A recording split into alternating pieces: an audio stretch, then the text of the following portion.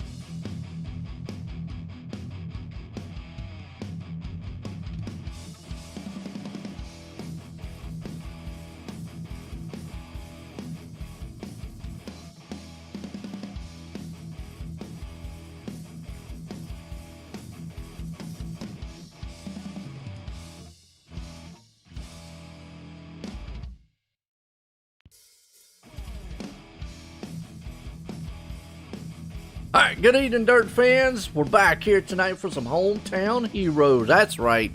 We got these 305 machines out here, wing sprints on the dirt track of Eldora. About to light it up here, and it's been a good one.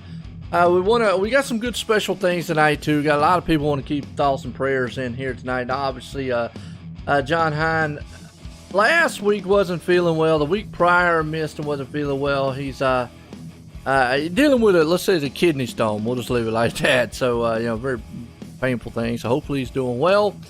I've got Nick up here in the booth with me here tonight. And also we've got a special event. Kyle Parker's dad, we mentioned that last week. Went through a house fire. And, it's just devastating out there. We got a GoFundMe page. Go to c2crl.com for all the information. And we got a special event going on here later on tonight. 75 lap one. For them, and charity style race. So awesome to see and awesome to hear.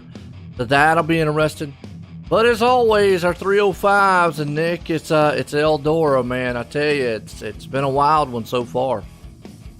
Yeah, Eldora being a bigger track, I think it's produced some good tight racing. You don't have to worry about going off the track like we did at Lernerville, and you don't have to worry about really getting into the wall like we did. I think where was the one at before that? It was Cedar Lake. Yep, Cedar Lake. Cedar Lake's a tight track, kind of like almost like a bull ring, right? It's real tight corners and a lot closer racing, so it tended to breed a little more contact. Obviously not intentional, but racing's racing. So here at Eldora, being a bigger track, I think it's worked out good so far, and looking forward to the rest of the season. Absolutely. Got a Pit Stop Podcast qualifying session here. If you've not checked out Pit Stop Podcast, check those guys out there every Sunday. Preston and Roger give you a little heads up of what's going on in the league and everything else around. So awesome to see you there as we get set. We'll push down a good quick time here tonight.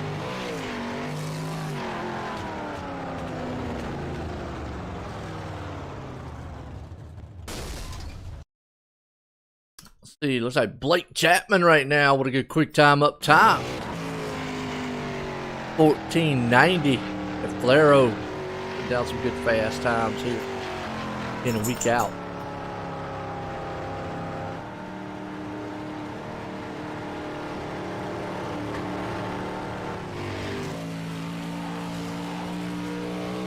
Hey, Blake might be the man going to hang on to it, though.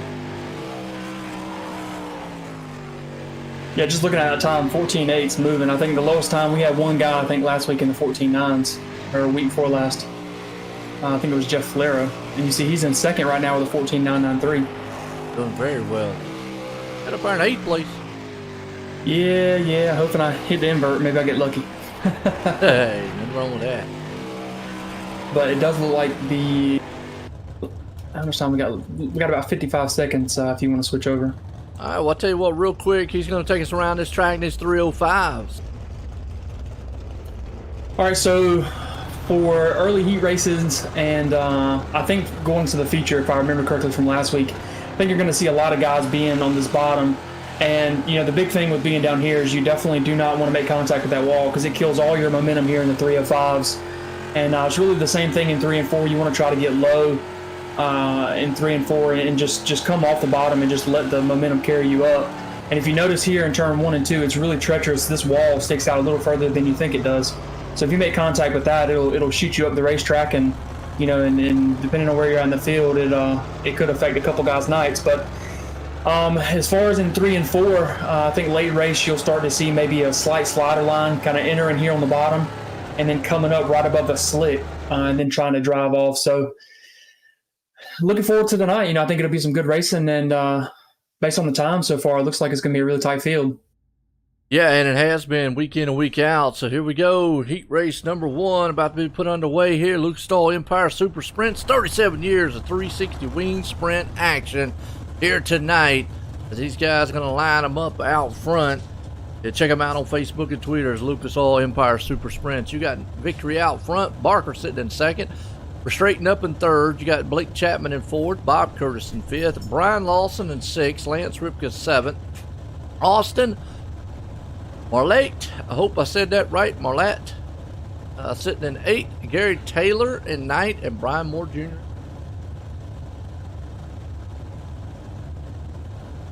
Here we go. First heat race of the night. And a lot of good side-by-side, 2x2 style racing, too. Don't wreck the car, can you? Yeah, I'm going to try not to. Hopefully I didn't use all my luck to get this pole spot here for the first heat race. But, there's some good guys in here. I feel like I race these guys in every heat race here on Wednesday nights. Jeff Barker, Verstraeten, Chapman, Lawson. I just feel like these guys are always the guys in my heat race. So. Gonna be a good one. Remember, top 4 go automatically to the feature, folks. The rest of them have to run through that alphabet soup, like they like to call it.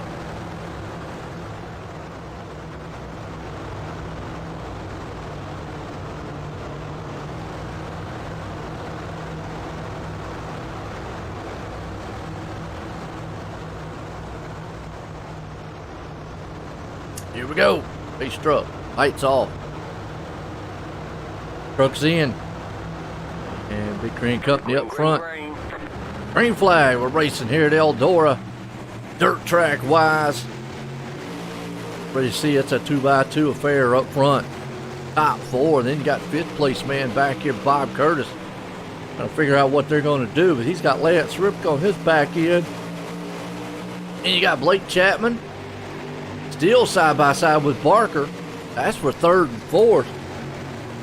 They keep it up. Curtis going to get up there, man, sneak up in there and take a spot away from him.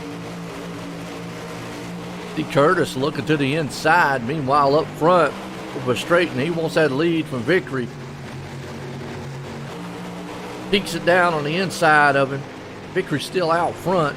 Everybody's down low, which we've seen this pattern a little bit happen. Everybody low early, and then as the night goes on, they get up out of that top side wall and start tearing it apart. Barker hanging on to the fourth and final transfer spot. Ripka right behind him. Lawson. Oh, the contact with Curtis. Curtis goes around. Not the night you want to start it off with. Ripka's losing a little spot here. So heating up for the battle up front. Vickery's trying to hold off a hard charging for Straighten. Right along here with Straighten, see what it looks like as he's tearing up that tail tank. Vickery's got homicide. Hope he ain't out there trying to kill somebody. So he definitely ain't trying to kill his car. That'll be bad. They're strong right now though, out front leading heat race number 1. White flag. Got one more time to hold off for Straighten. To the point where you go, look, I'm in the show, don't want to do anything to get out of the show. Except for Chapman, he's looking at that high side. Well, they are bunched up. Out of 4, it's going to be Vickery, Chapman, Straighten, and Barker. All the top 4 in heat race number 1. Good little heat race, folks. That'll pull us over to heat race number 2. Icon Sim Sports. If you're looking for a rig, check out. Don't have to go no further than Icon Sim Sports. Those guys will definitely get you a one-of-a-kind rig built for you, suited for you. IconSimSports.com. Check them out. As we got GJ Bordell out front, Randy Shrees in second. Or second, Charlie Bragg there in third. Stephen Goldner starting fourth. Brian Moore Sr. fifth. Bob DeGood in sixth. Carson Cherry in seventh. Stephen Bixler in eighth. Dak Chapman rounds out ninth place. Top 4 go to the feature. Yeah, but I know we mention it about every night, but the top 4 are inverted. So, you know, you got faster guys on the second row than the guys on the front row from qualifying. And, you know, I was in that first heat race, and, you know, I learned last week that you got to protect the bottom, right? If you don't protect the bottom and you allow somebody to get underneath you, they're going to come around you. With as fresh as this track is, you have to protect the bottom. And, you know, even there at the end, the bottom started to lose a little bit of grip. So I think as we, you know, this heat race and the third heat race, it looks like, I think guys are going to start venturing up to where you see that dark dirt right there in the middle of the racetrack where the inside row is right now. Yeah, and we've seen that last couple of weeks now. Like you said, it starts out down there low. The next thing you know, they're up there tearing that wall down. Mm-hmm. And so it's just how it's progressed throughout the night. We'll see what happens here. We'll get 2 groove style. Right now, heat race number 2 here underway. Pace trucks in. Boydell and Company up front. Green flag, we're racing here to Eldora. Ready side by side up front. 3 wide there for second on back. Yeah, there's also a 3 wide group in the back as well. And, you know, interesting to note, coming off turn 2, the top line didn't really fade. So see if those guys stick there or they try to work their way to the bottom. Yeah, I saw Chapman there in that last one. He was trying to top line late. The battle up front here. You got Shreves looking to the inside, going to throw a slide job. Here comes Moore Sr. Thinking on that inside too. He's outside looking in. Definitely would love to try to get around Stephen Goldner. Meanwhile, he sees the battle in front of him. That's going to be patient for the time being, because we've seen time and time again guys get together. There goes Senior on the inside. That's Goldner to the outside. Oh, right there. That's 2 good top guys. Yeah. I mean, you know, I mentioned in the last race, you know, if you give anybody the bottom, they're definitely going to take it with the track state the way it is. And all the top 5, top 6 are all really, really tight with each other right here. Absolutely. It's anybody's ball game here. And Moore Sr. might look to try to take that 3rd place spot as he's looking on the inside now of Bragg. And I'm not sure. Goldner's still committed to that middle lane. Yeah, you know, it's weird because I think Goldner's typically a bottom guy. But, you know, come feature time, that'll definitely be the line to go to. But right now, he's on the outside looking in.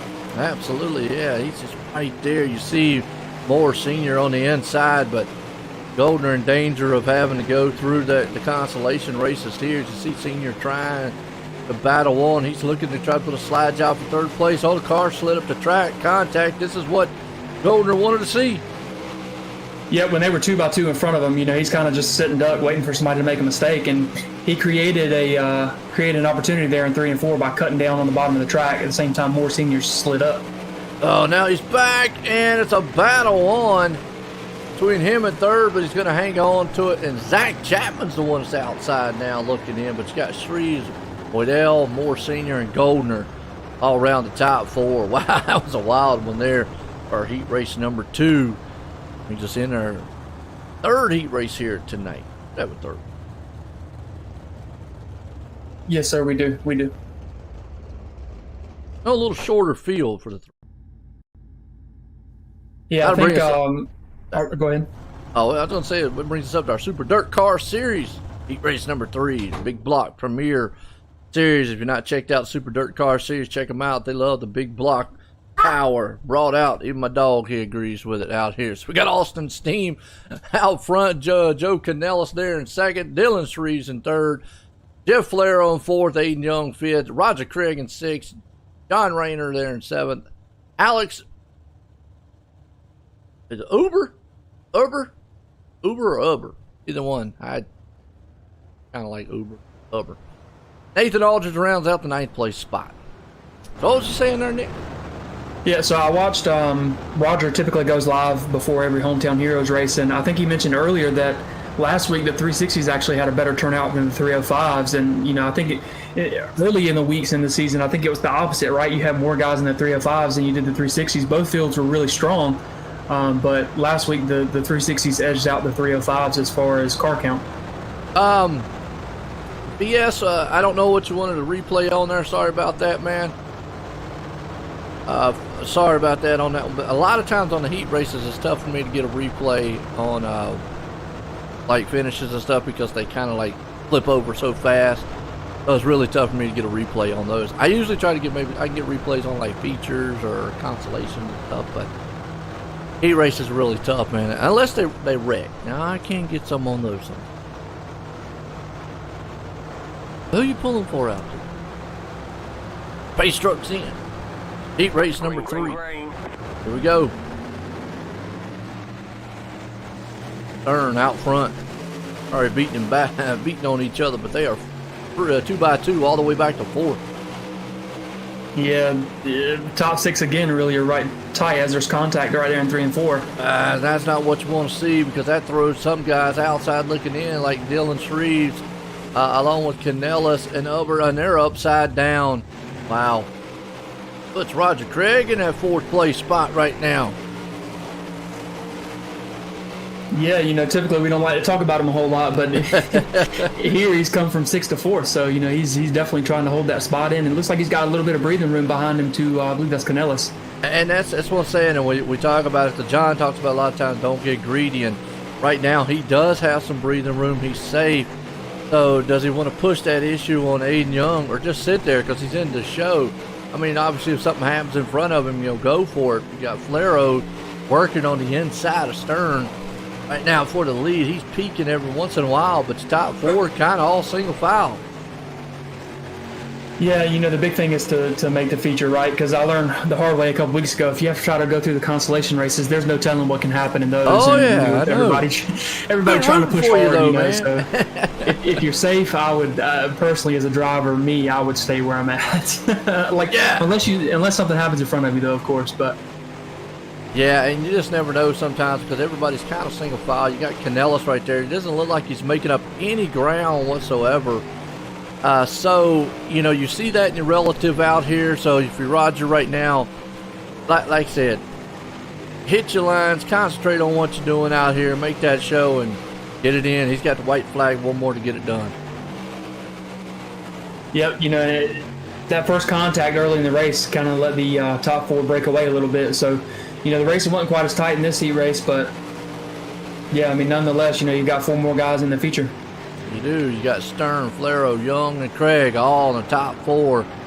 Nice run there in our heat race number 3 here tonight. 305 wing sprints. See what that throws us over to. Be the B main. Looks like a C main. 9 cars to the grid. That don't make no sense either. Told you. The math and dirt. Like Common Core, folks. I can't figure it out. Wow.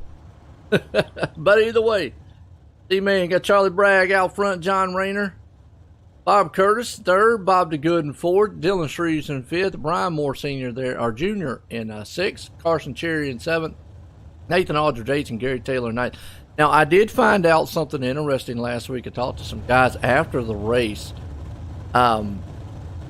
about why some of these shorter fields are throwing multiple consolations when they really shouldn't.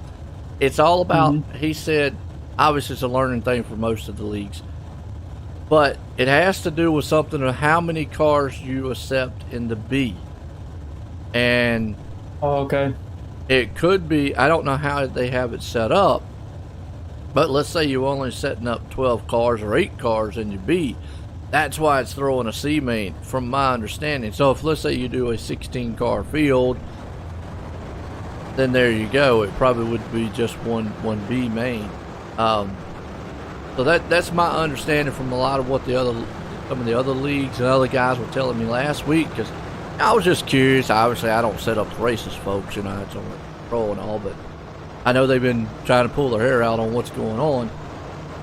Because it really does. I mean, like last week or a week prior, we should have a 24 car field, but ended up with a 21 car field because of how it played out with a C main, which it shouldn't have, because we only had 24 cars show up, and you know, so actually in theory, like 2 or 3 cars had to go home, which shouldn't have went home.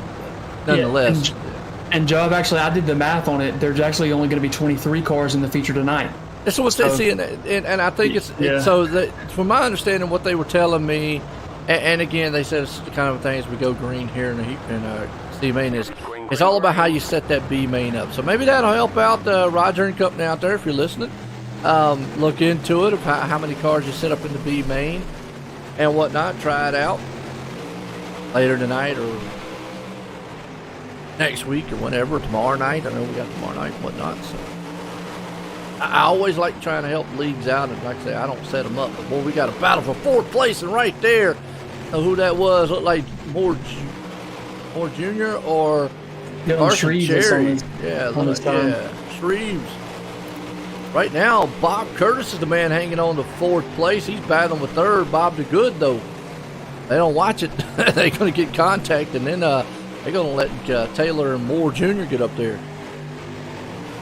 Yeah, Moore Jr.'s, you know, he's coming. Both those guys are him and Gary Taylor.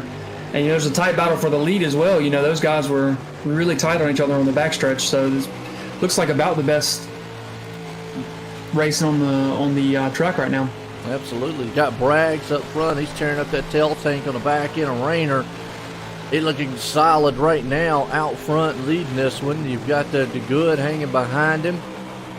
And then Curtis now has fallen back into the clutches there of Taylor. Taylor's moved in on him. So, little slip up by old Curtis.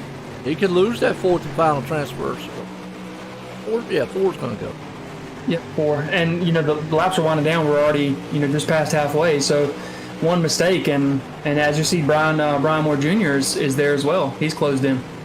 He is. So, those 2 guys. And then the thing about it is, though, Moore Jr. is battling with Taylor. That's what Curtis wants to see. He wants to see those guys behind him battle, because that way he's able to get away from them a little bit. Yep, that definitely helps. And, you know, if you notice on the track, too, the bottom lane's pretty slick. So they've already started moving up the track. And like you said earlier, you know, I think that's going to be kind of the recurring theme all night is we start on the bottom and move up. But, you know, it makes passing a little more difficult, especially in the 305s, because you don't have the power that you do in the 360s.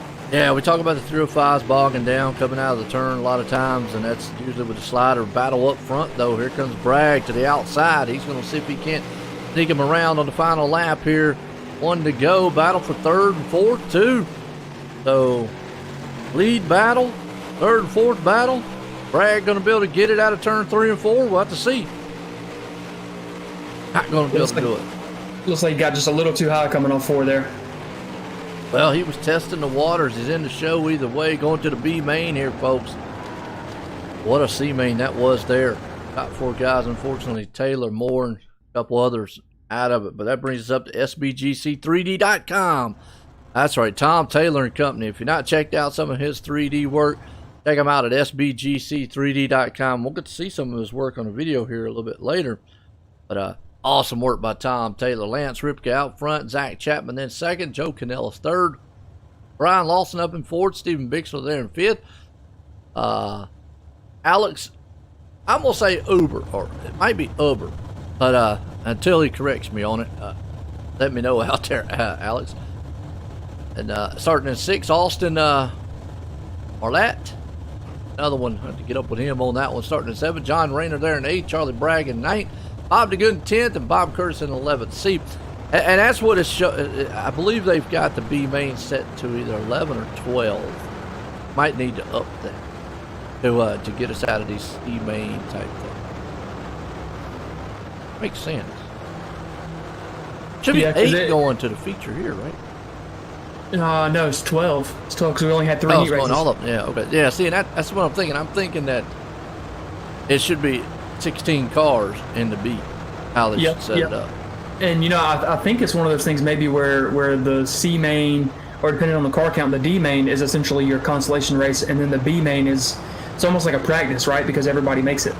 That's almost what it seems like, you know what I mean? Yeah. And so what I'm seeing here, and again, if Roger, anybody's listening, I'm not trying to tell you what to do or tell you how to set up anything. It's just how I was talking to some of the guys, and they would give me some information because I know y'all been out there trying to wonder what the heck's going on. And they were running into the same problem too. And what they found out is how many they pull from the B main. And it looks to be that y'all are doing 12. Maybe try 16, up it to 16 or 18 and see if it pulls us out of that C main. And then that way, like tonight, I think we would have had everybody making in. Might have been all right. Green flag, here we go, though. Or Ripka. Now, like what you just said, since everybody makes it, it's kind of like a test session here. Or, again, this is how you're going to start in the feature here tonight. So you might want to either, one or two things. You want to see what the car is going to be able to do later on, or want to get out here and maybe try to better my position, get better my starting position for tonight's feature. Yeah, it's a lot easier to pass guys here than it is when you've got 8, 10, 12 cars in front of you and you're having to watch for them as well. So any positions you could pick up here definitely make it a lot easier for the feature. Absolutely. Got Bob Curtis hanging on to the 8th place spot right now. Good battle going on here around about 5th, 6th place. That's I'm gonna say Uber till I find out anything differently. You got Bixler, Braggs right there along with them. Good side-by-side duel with them. Yeah, and if you notice, the top 4 are kind of pulling away from that group. That group's kind of fighting, but the top 4 they're a single file around middle of the track, and they're pretty much 2 by 2, really for every position behind them. Yeah, so Bixler got a little love tap right there, and almost he tapped the wall and was able to hang on to it though. And that's something we've talked about. These are open wheel style machines. You get up there, you bump a little bit on those tires, it's easily to wreck. Yeah, these cars do not like contact tire to tire. And honestly, some of it even looks like netcode as bad as these cars spin. It looks like Bixler got into the wall after a little contact there on the backstretch. Oh, yeah. That's another thing. They don't like the wall either. Got up there, now he's out. And Ellis up here battling strong down on the inside. Over looking, actually, that's Lawson cutting through the field. He went to the high side. Let's see if he ducks it down on the low end. Try to get a move. Looking machine he's got there too. It's like that paint job. That's a nice paint job. Yeah, the numbers really pop on that car. Yeah, I don't know who painted it. That's nice. White flag. One more time. B-main here, folks. Out front, Lance Ripka. Doing strong right now. Everybody's kind of single file, top 4. Everybody's kind of single file throughout the field, but Ripka out of 4. He's going to bring her home for the B-main here tonight. Hometown Heroes. That's Cool Race, Coast to Coast Racing League, folks. Check them out at c2crl.com for all the information. We'll be right back. Let's get a word from some of our sponsors. Don't go anywhere.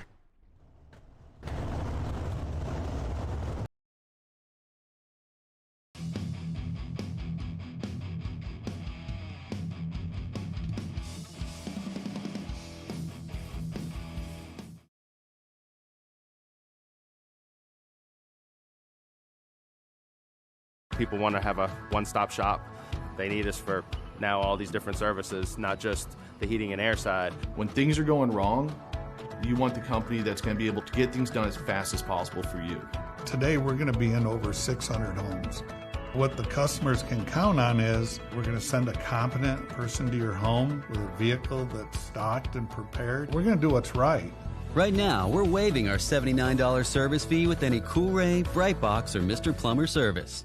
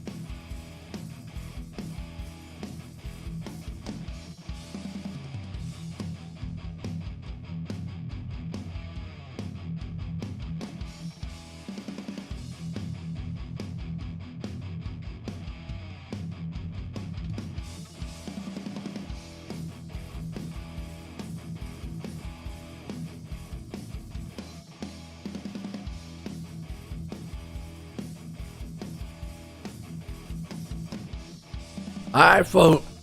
Well, I got choked up there all of a sudden. So much action going on the track. All right, folks, here we go. Let's line these bad boys up here tonight, and let's grit them up.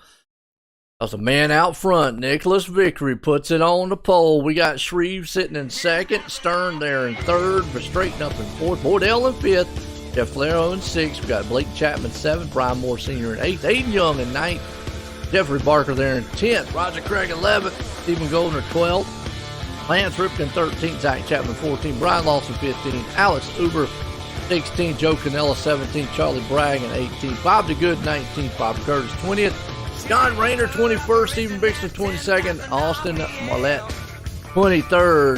Let's get these guys wound up here as we're getting set to go racing tonight.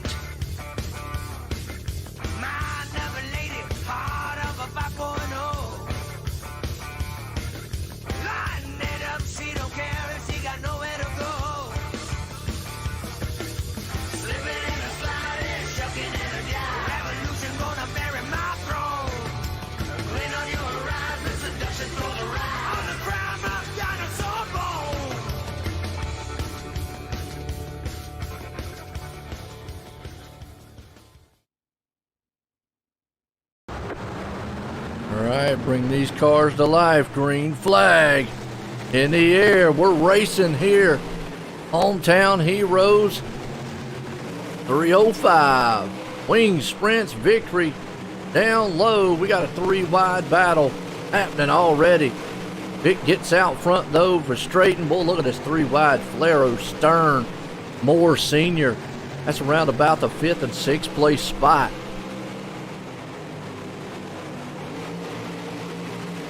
Sorry about that. Still got a good battle. Moore Sr., Flaro.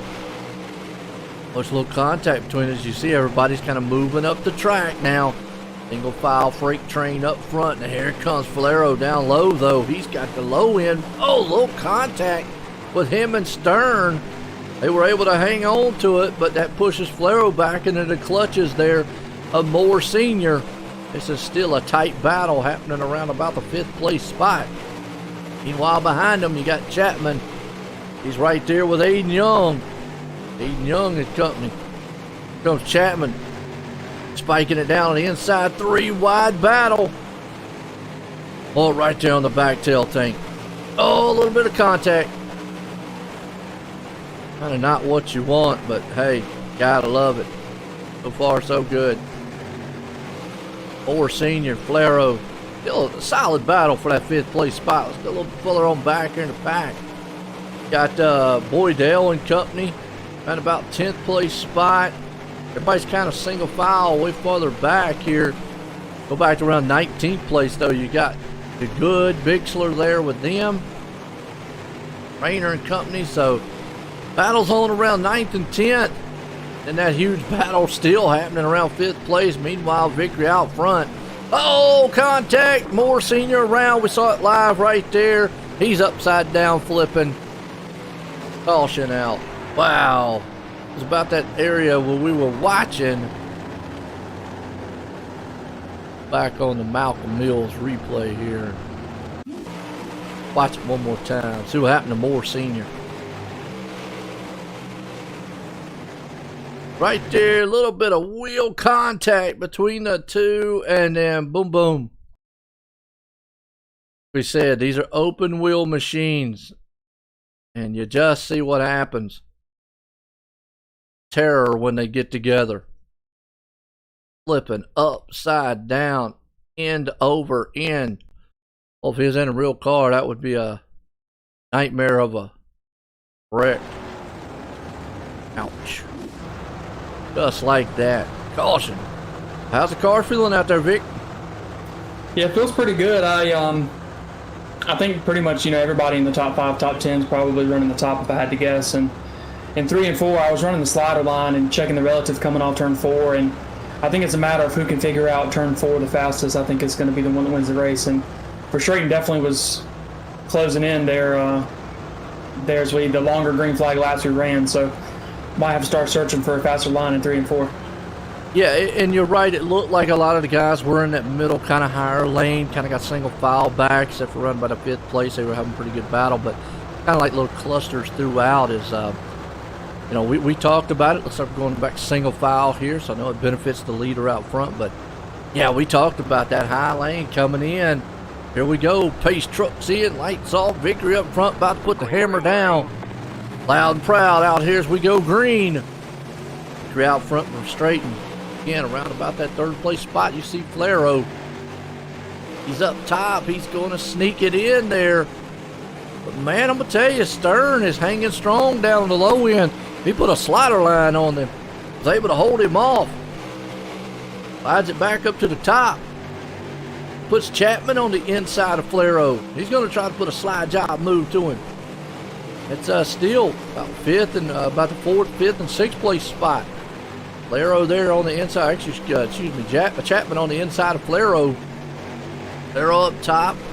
Got Young behind him just watching this battle. Got a front row seat to it. Going, all right, fellas, if y'all wreck, what am I to do, actually? It's Jeffrey Barker's got to do it. Flaro and company right here. Got a blinker, too. It looks like... that might be Flaro in a little bit. Hey, it's a good race throughout the field. My dog likes it. He's back. He's getting excited.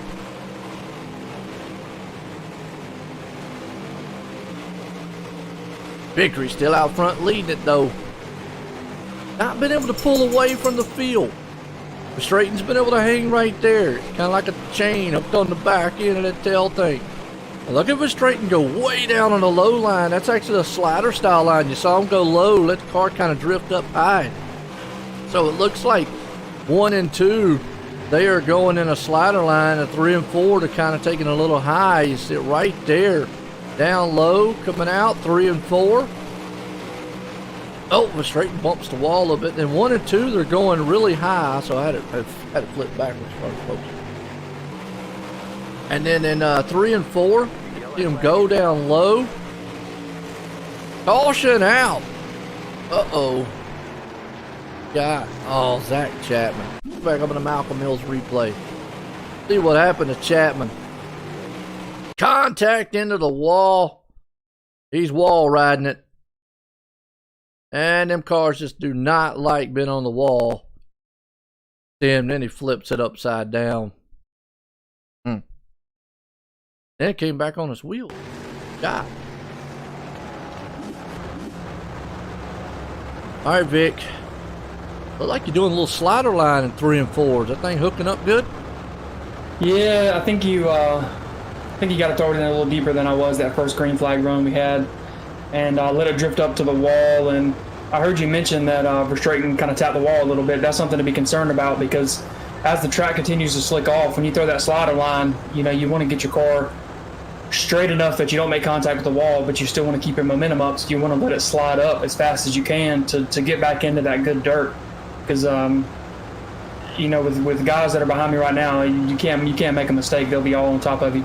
And he came out of 4, just bumped it just ever so slightly, so it looked like you said, it just slid up too far. And we've seen that time and time again. Actually, we've seen it most of the time. We see it with a car on the inside, and they slide up into the car on the outside, just nowhere to go. And unfortunately, the guy on the outside just wrong place, wrong time. So, all right, here we go. Single file. Vic out front, leading this one. It's been a good one so far here tonight. Hometown heroes. We got the 305s. And then we've got our 360 wing sprints, and then we got a good special charity race, folks, waiting for you there. Go to c2crl.com, and well, Vic gets a good jump, and then here comes Shreves to the outside. He almost hit it outside of Verstraeten, as Verstraeten did not get the start he wanted, because, boy, they are all closed up. You've got Shreves, Stern, Chapman now right there in a bunch. Meanwhile, behind him, you still got Flero back here battling with Barker. That's that 6th and 7th place spot. They're putting sliders on each other left and right. Here comes Flero down low. I think the low line for right now has kind of just went away. We saw it early on in the race. Working pretty good, but you see Flero down there just not been able to make it work. Everybody up top. White flag one more time. Oh, and they're wrecking in the back, but it don't matter. I've always said they kill themselves. And up front, Vickery, he's got trouble. Shreves looking on his inside. Vickery's going to pull them off out of 4 and going to win. Boom, off the wall, though. Shreves hangs on a 2nd. Stern comes home in 3rd. What a finish to this one here, folks. Some of these guys up here and get a word with them. Good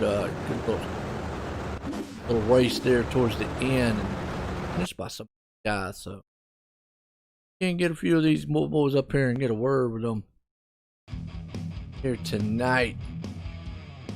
Turn and shriek.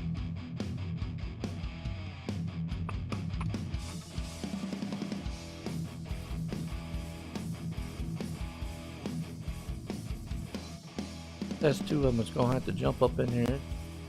Well, we already got the winner up here. We know that's a Victory. He's up here.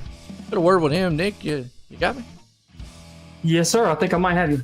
Well, I tell you what, you was able to hold him off in that race, and it looked strong. Now, Verstraeten was coming there though at the end, and actually Shreves was. He was able to pull up RT back in. Was you a little worried on that last lap? Yeah, so me and Verstraeten, I took a different line into 3 and 4, coming to the white flag, and you know, I was trying to run the top. I felt like Verstraeten was faster than me. just based on the relative, I could see him closing in. And when him and I made contact, it allowed Shreves and Stern to kind of close in. So there, that last lap, I was just trying to keep those guys behind me, because I lost all that momentum coming off 4. So I was just trying to do all I could do to stay out front. Looked good all night long, like you said. Was able to put in victory lane. Got anybody you want to thank for this first win here in the 305s? Yes, sir. So first, we'll say give a shout out to Wayne Parker. It's Kyle Parker's dad. It's what the charity or the fundraiser event is for later tonight. So definitely give him a shout out. Let him know that we're thinking about him and the rest of his family. After that will be Spartan Racing, Mirror Image Auto Spa, SBGC 3D Printing, VMR Wraps. If anybody out there needs a wrap, come check us out on Facebook at VMR eWraps. And then, of course, Roger and Preston for kind of being the glue that holds everything together. And then, you for putting on a great show. There you go. That's winner here tonight. Well, let's bring up third place man here, Austin Stern. Austin, Joe in the booth. Got a copy? Yeah, hey, what's up? Man, I tell you what a wild finish to the end of this one there, but you was able to sneak up there and get third place. How was your race? Yeah, and it's what kind of happens with these fixed 305s, especially when the track's not too slick and you can't really do anything. You kind of just follow the leader a little bit and make or hope the other people mess up, and that's kind of what happened there at the end. And I knew I didn't know if I was going to be able to get Shreves there at the end or not. I told him I didn't want to hit him, but I didn't want to leave him room. I wanted to let him make the mistake. Then he didn't, and I guess it's a solid finish for the LGR boys going 2 and 3. Like you said, man, came home third place. Good finish here tonight. You got anybody you want to thank for a good one? Yeah, I want to thank, first off, everyone at LGR, ABR Setup Shop, Redline Race Designs, the One Wish Foundation, Wraps and Stitches, Finish Line Repair, and CD Cinematography. There you go. That's your third place man, Austin Stern, tonight, bringing it home. Good finish for him. Well, this guy here snuck it up in second, Randy Shreves. Randy, join the booth. Got a copy? Yeah, gotcha. I'll tell you what, you was able to get up to second. Takes back that last lap on how you was able to do that.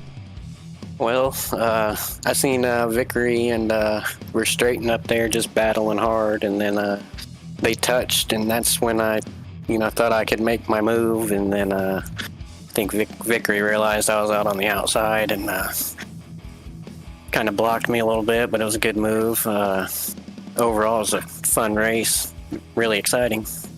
Now, early on, the low line was the place to be, and then the top lane came in, and it looks like y'all were doing like the slider line. What was your preferred line to try to get up there to second? I just pretty much tried to stay, out of the slick pretty much, and just try to go where there was as much grip as possible. Just trying to align lower than everybody, just trying to run where everybody's not and try to find speed, but everybody's fast here, so it's kind of hard to do that. Hey, you came on strong, almost got it up there, but come home in second. Good finish for you here in the 305s. You got anybody you want to thank for it, though? For sure, definitely want to thank the guys back at LGR Motorsports, ABR Setup Shop, Redline Race Designs, One Wish Foundation, Wraps and Stitches, Finish Line Repair, KSB Builders, CD Cinematography, and then Coast to Coast for putting on this Hometown Heroes 305s, and you guys for the broadcast. Yo, that's second place man, Randy Shreves, bringing it home. Well, folks, don't go anywhere. We'll be right back here in a few. I was going to set it up and have the 360s here, so we'll be right back.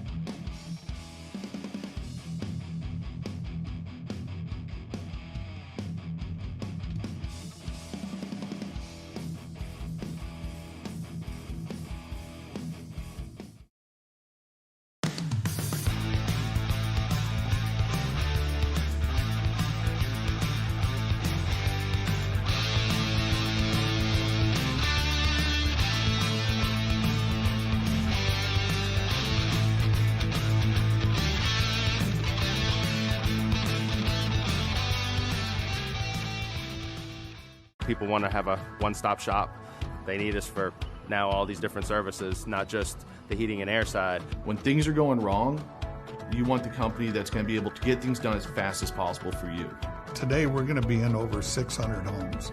What the customers can count on is we're going to send a competent person to your home with a vehicle that's stocked and prepared. We're going to do what's right. Right now, we're waiving our $79 service fee with any Cool Ray, Brightbox, or Mr. Plumber service.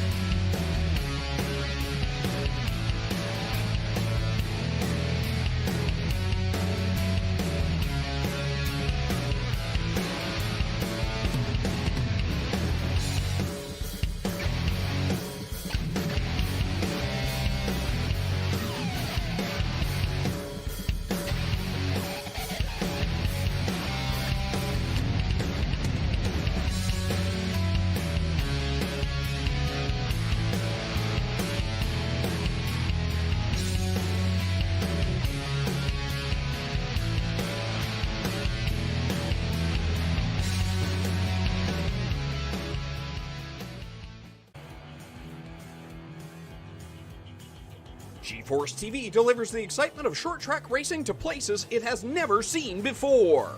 With dynamic production elements and state-of-the-art technology, GeForce TV proves what the racing community already knew.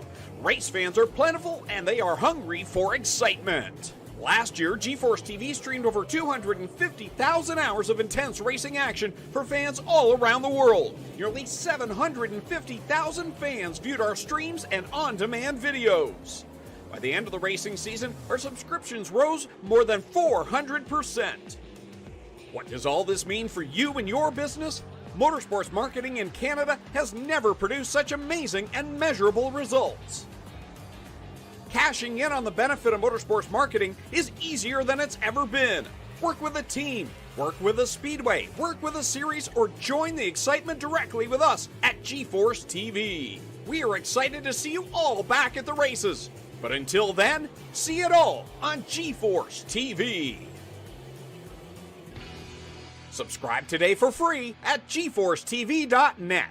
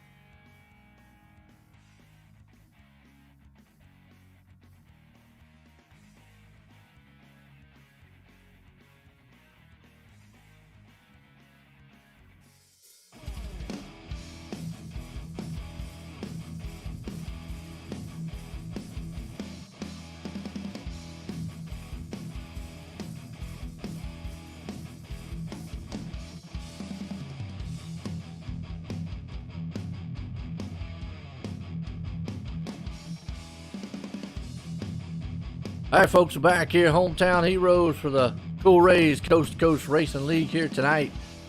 Now we got the 360 wing sprints. They look the same, definitely aren't. A lot more power sitting up underneath the hood of these.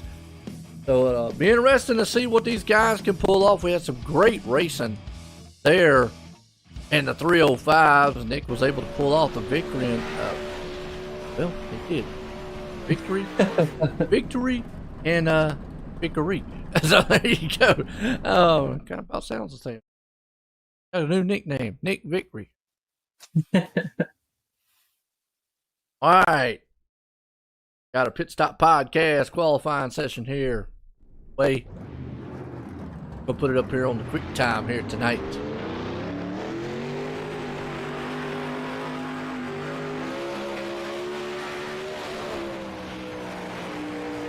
After this, we've got a charity race. Wayne Parker. All right, Wayne? Yes, sir, it is. Parker. And if you haven't looked, go to c2crl.com and you'll get all the information about it. Charity race there, and there's a GoFundMe link out there. I gave a little bit to them. It's tough, and folks, even if you got insurance and all that, they dealt with a house fire.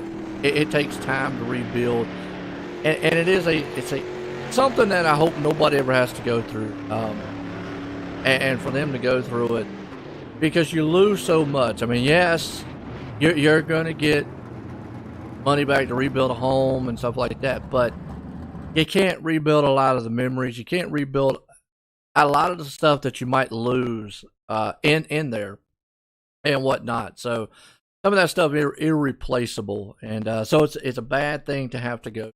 Definitely.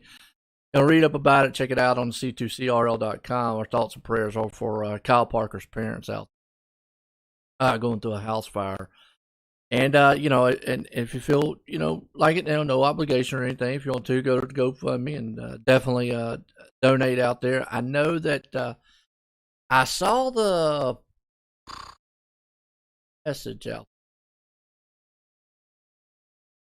It's going to be a stone style.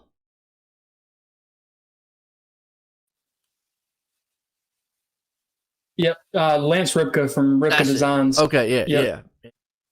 Thank you. As I was sitting there, I saw it out there. I was trying to find it, but you're right. It's like a stone style of plaque that's going to be gave to the winner. So, but real quick, Nick's going to take us around the track here in these 360s and tell us what these guys might run into. Yeah, so with these cars, a lot different than the 305s. In the 305s, you weren't racing up here against the wall, and I think even early race, I think you'll see guys riding this cushion right here, and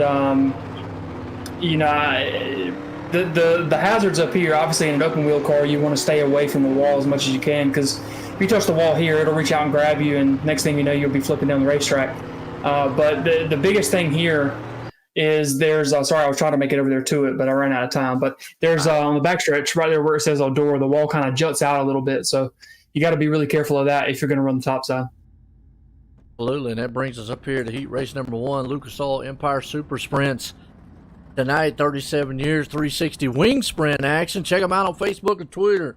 There at Lucas Oil Empire Super Sprints. You got Kirk Schatzer out front, Jeffrey Barker there in second, Sean Bowers in third, Kevin Fry up in fourth, Dylan Shreves fifth, Roger Craig sixth, Gary Taylor seventh, Alex Uber up in eighth place spot as we get set here, Eldora style. And now, how long do you think before these guys travel up the track on this one?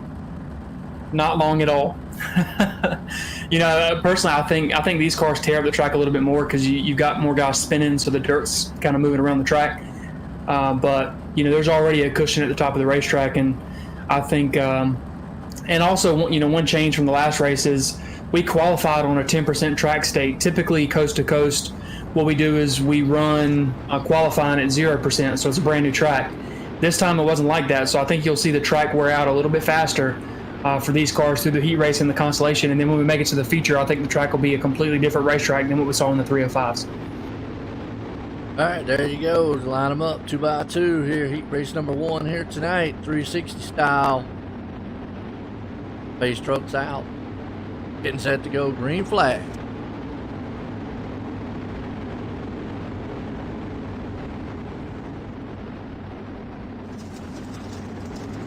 Got Barker, Jatzer, Bowers, all out front. What's up, Nathan? How you doing? We're live tonight here, Coast to Coast Racing, on the Coast to Coast Network on YouTube and OSR Network on Facebook. Put those likes and shares out there, folks. Go. Space trucks in. And green flag, we're racing Eldora style. It's her down low. A good jump out front. Yeah, one thing interesting to note, it does look like Kevin Fry was disconnected due to incoming packet loss here. Fastest qualifier in qualifying did not grid for this race. Wow. So he'll have to run those Constellations early on. A little contact back there around about the 5th place spot. Leaves Dylan Streves there in the 4th place. Well, it was in the 4th place. Now he's got Taylor on this inside trying to put a slide job to him. Yeah, as you see here, 3rd, 4th, 5th, and 6th, they're all 2x2 going through the corners. I think these guys are really searching the track, trying to find the fast line with the current track state. Yeah, you can see Taylor slinging it down on a low line, trying to put a slider. Problem is, he's got that car up high. That's Barker. Can't let that thing drift up too far. He's got Shreves tearing down his back end. Meanwhile, Taylor in that 4th place spot, he's got to realize he's in the show. Don't want to get up there and tangle with the man in 3rd place of Barker. Yeah, it's kind of like we saw in that other heat race. Shreves is kind of just sitting back, biding his time, just hoping those guys get together, because when they're 2x2 side by side like that, there's nowhere for him to go. Oh, it's not. So Taylor right now back in 4th place, hanging on. You got Shreves right there in the back end, outside looking in, and that might be the little slip that he needs. He's definitely up top looking. Yep, and I think he's going to pull it back down coming off turn 4 and pulls to his tire. Oh, slide job to the inside. He's going to be able to complete it. Yep, but here it comes. Lost momentum. Well, no. Well, slip by Taylor. Wasn't able to make that crisscross. Yeah, I think he tried to pull down below him, but by doing that, he lost a lot of his momentum that he had running the top side. Jatzer out front leading it. White flag. Bowers there in 2nd. Barker 3rd. Shreves was able to hang on to 4th. Out of 4. Going to be all Jatzer, Bowers, Barker, and Shreves for the top 4. Transferring it over to the feature. That'll bring us up to heat race 2.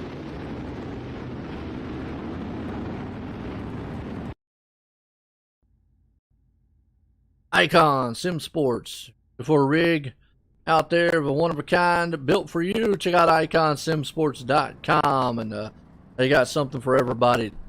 iconsimsports.com. Out front, Bob Everson out in top spot. Stephen Golden there in 2nd. Nick Vickery starting 3rd. Blake Chapman in 4th. Doug Lester in 5th. Jeffrey Kemper in 6th. Steven Bixler in 7th. And Chris Schaefer place spot. Heat race number 2 about to be underway. You know who y'all's favorite drivers are out there? Who y'all pulling for? Who you want to meet? Eldora, man, I tell you, it's been a while.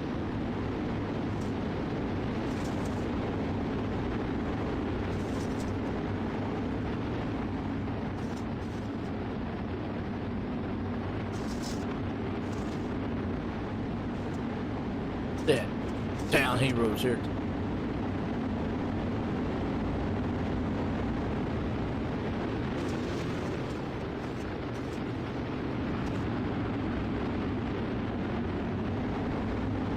Race number 2 here.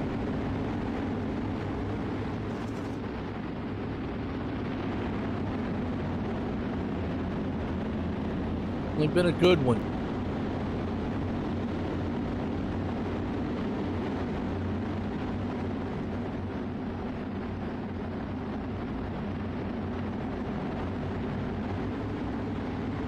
All right, pace truck's in. Green flag. Down inside already. Everson out front. But he's got on his back end on Carpenter Wall. He's got Goldner. Victory back there. Chomping at the bit. Battle for the lead. Here comes Goldner to the high side. Chapman's looking to the outside too. Victory's going to fall back behind Everson back in that fourth and final transfer spot. As now he's got Schaefer moving in. The top four kind of single file right now.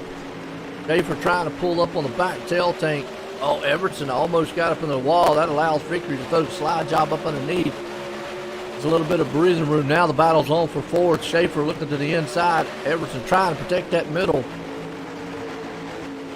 Not able to get it done. Still Schaefer outside in fifth place. Everson hanging on to fourth, while Goldner out front. Leading at Chapman in second. Victory there in third. Everson hanging on to the fourth. Final transfer spot. Trying to hold off a hard charging Chris Schaefer. Schaefer's doing everything he can to maybe pull up. Now Schaefer slides on down to the inside. Oh boy, had to get out of it. Not, he would have went right up into the side of Everson, but he's got his nose there in fourth place. Just cannot complete the slide job. Oh, he's going to get it now because Everson taps the wall. Here comes Everson back to the inside. Not going to get it, able to complete it. That puts Schaefer up to fourth, the final transfer spot. White flag, one more time.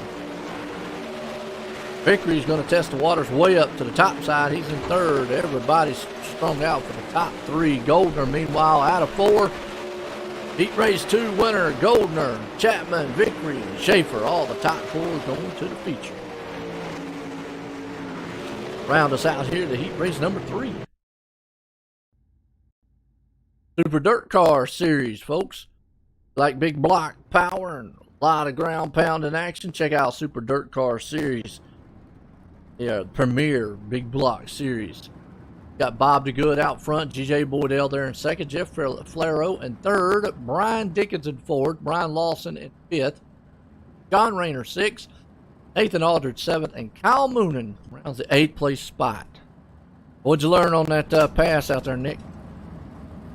Yeah, it's completely different than the 305. You know, it tried to run the high side, tried to run the middle, tried to run the bottom, and these cars just got so much power. I think it takes a lot more throttle control. And you know, I had Goldner and I think it was Verstraeten in front of me. No, sorry, it was Chapman. And yeah, I wasn't gaining any ground, so I was just coasting, just trying to make the feature. Well, it looked a little more treacherous out there than what it was. I'm not quite sure what line was good, but definitely the slider line looked like it was good, as long as you could clear the guy, the slider line. Yep. And you know, I guess my earlier predictions were correct. The track's wearing out really, really fast. You know, pretty much the middle of the entire racetrack is starting to lose its grip. So I think you'll start to see guys run the extreme high and the extreme low as the racing continues, because the middle's only going to get worse and worse. All right, here we go. Heat race number 3 here, about to be underway. Good solid race so far all night long. They're the 360 wing sprints. Green flag, green flag.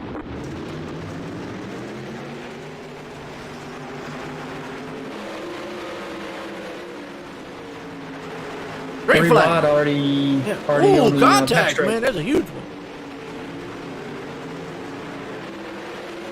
Who was that? That was Boydell and Aldridge, I think it was. Yep, and that allowed Bob DeGood to get a good jump. He's probably got 6 or 7 cars on Flaro, who's currently running second. If you notice, Kyle Moonen has come from the tail of the field. He's currently running third. He is. He got Rayner right now trying to hang on that final transfer spot. He's got Aldridge and company behind him. With Lawson right there, but here comes Aldridge trying to move up to the top side. Yeah, the top side gives you all that momentum coming off the corner, but you do lose a little bit getting into the corner, so it'll be interesting to see. I think the middle and the top are pretty tit for tat right now. It's just a matter of who can get the best run coming off. Oh, maybe a little bit of love tap right there at Aldridge. He's going to take it on the inside with a slide job. He takes that fourth and final transfer spot away. Yeah, and it looks like fourth and fifth have a little more breathing room, but the battle's heating up for first, second, and third. Yeah, Valero out front. Good right there. Up underneath him. Here comes the good. He puts a good slider on him, but not able to complete it. Yeah, and Moonen's right there just, biding his time, waiting for one of them to make a mistake and see if he can run a different line to try to get around both of them at the same time. And this is where it's dangerous. You're in the show. You don't want to get up here and wreck. And this is where we talk. I know John talks a lot of drivers get a little greedy because it only takes one slip and you're having to run that consolation. Absolutely. And these cars, a little bit of contact, has big results, right? Has big consequences. So definitely want to try to maintain your distance and just try to run a good, clean race. They got split up there out of turn 4. It's going to be Flero, Moonen to Good, and Aldridge bringing it home here. Our heat race number 3 here tonight. All going to the feet. That'll bring us up to heat race number 4. 4 heat races here. Hamlin Motorsports. They are esports racing team here on the iRacing platform. They do asphalt, dirt, and a lot of the endurance. And if you like books, they even have a cool little book club too going on. So kind of get congregating around, and guys love hanging out. Number 4, Donovan Ross there out front. Zach Chapman in second. Brian Moore Sr. third. Lance Ripper fourth. Joe Canellisberg fifth. Austin Marlett there in sixth. Aiden Young seventh, and Damian Hall in 8th place. What are you seeing on the track here, Vic, that you might do that a lot of these other drivers are doing or might be catching you? So there's still a lot of guys running the middle, but that last heat race, Moonen passed quite a few cars running that top side right against the cushion. And as the night goes on, that cushion gets smaller and smaller, so it puts you closer and closer to that wall. So I think in this heat race, you'll see guys kind of doing the same thing and just pushing that cushion further up. But in the feature, I think you'll see quite a few guys make contact with that wall, just trying to find where that cushion is. They're looking good doing it so far. They're going to stack them up 2 by 2.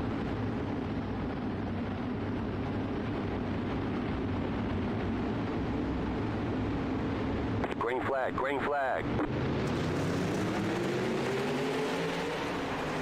Green flag. See Ross get a good jump out front. Here comes Moore Sr. on the inside of him. Chapman hanging strong on that top side. More down low. I think that top end's going to prevail here as you see it. See Lance Ripka, though, hanging on the 4th place spot. Yeah, if you notice, more kind of stuffed it in there in 1 and 2 to try to protect that high line because he's an experienced driver as well. He definitely knows that if the top line's fast, he needs to get there as fast as he can, or he's just going to keep getting past. Yeah, it is. Meanwhile, heating up front, Chapman's moving in on the tail tank there, the back end of Ross. Now he's going to look to throw a slide job on him, able to complete it. Goes Ross to the back end. Ross looks to try to cross it back over, and he does as Chapman gets wiggly out of the turn. Yeah, it looks like he made a little contact with the front struts wall there, and that killed all of his momentum that he gained by throwing that slider in 3 and 4. Yeah, but he's going to come back up here and try it one more time. He peeks to that inside as you got Ross out front. Chapman still in second. Moore Sr. third. Ripke up in fourth. Body kind of single file. Aiden Young hanging on the outside, looking in 5th place.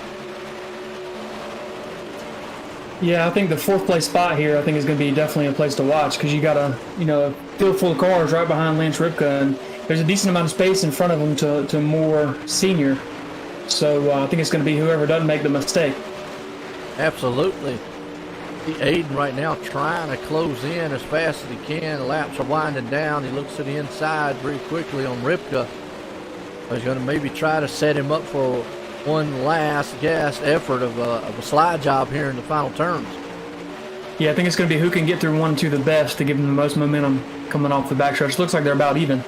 Yeah, you head off into turn 3 and 4, just not quite close enough. It's all Ross out front, Chapman in second, Moore Sr. third, and Ripke's going to hang on that 4th and final transfer spot. Good little heat race there in heat race number 4. That should bring us up in our favorite thing, C-Main. C-Main. Looks like top 4 transfer up to the B-Main out of this. Starting 10 cars is what we're calling for. Got Brian Dickens out front, Cannell there in second, Roger Craig in third, Doug Lester fourth, Brian Lawson fifth, Damian Fall in sixth, Kevin Fry seventh, Jeffrey Kim eighth, G. Bill ninth, and Bet.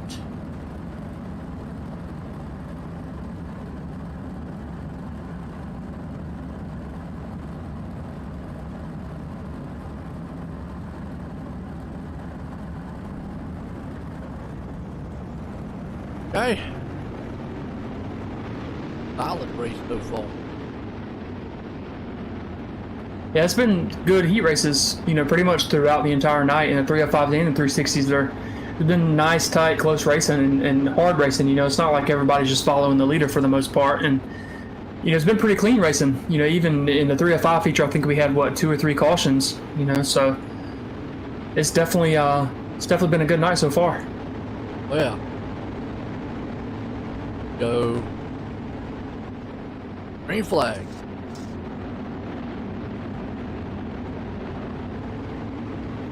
And one thing before we go green, so Kevin Fry did disconnect due to incoming packet loss, but he is in this field, so your fastest qualifier of the night is starting 7th in this feature here.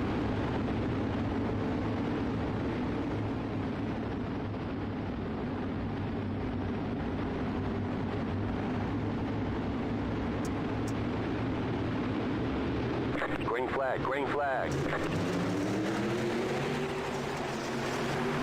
Green flag. Oh, big pile up in the back. Craig's involved in that one. Wow.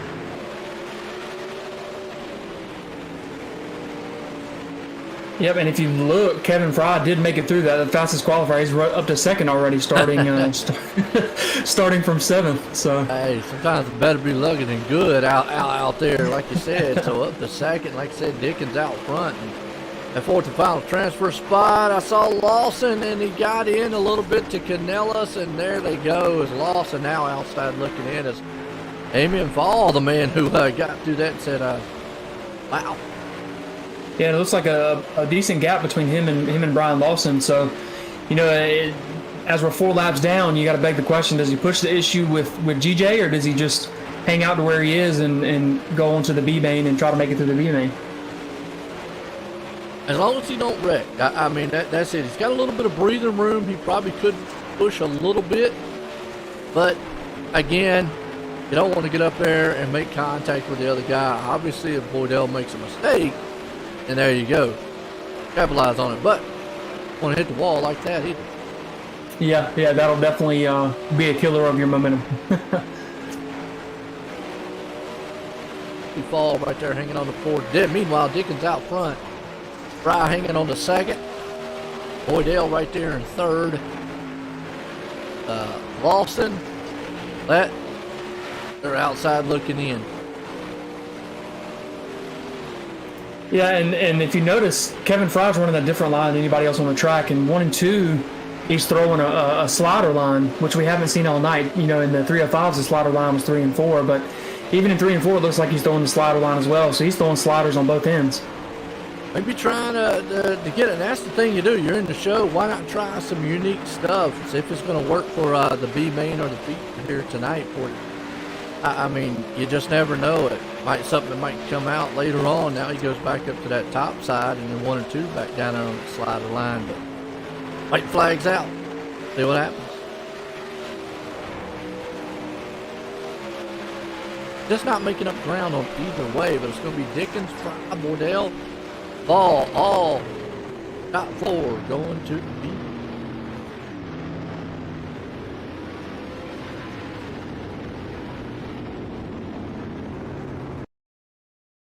Brings up to SBGC3D.com, B-Main, Tom Taylor and company out there. Check them out at SBGC3D.com for all your printing needs for Tom Taylor. Does some outstanding work.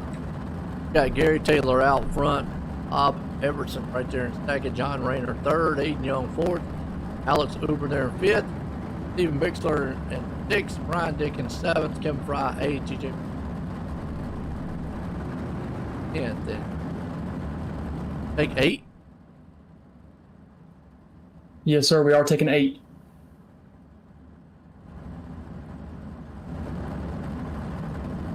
All right, gonna line them up.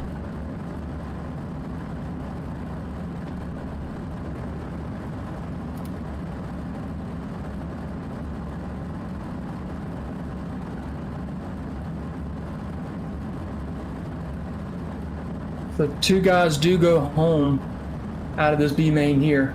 And the math does work out. We will be starting 24 cars in the future tonight because we had 4 heat races. So 16 were carried over from heat races, and 8 are being carried over from the B main. So full field of cars here tonight in 360s.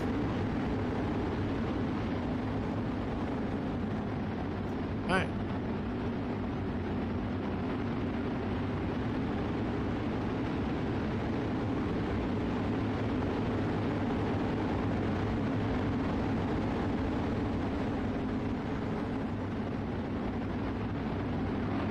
Get here, B main time.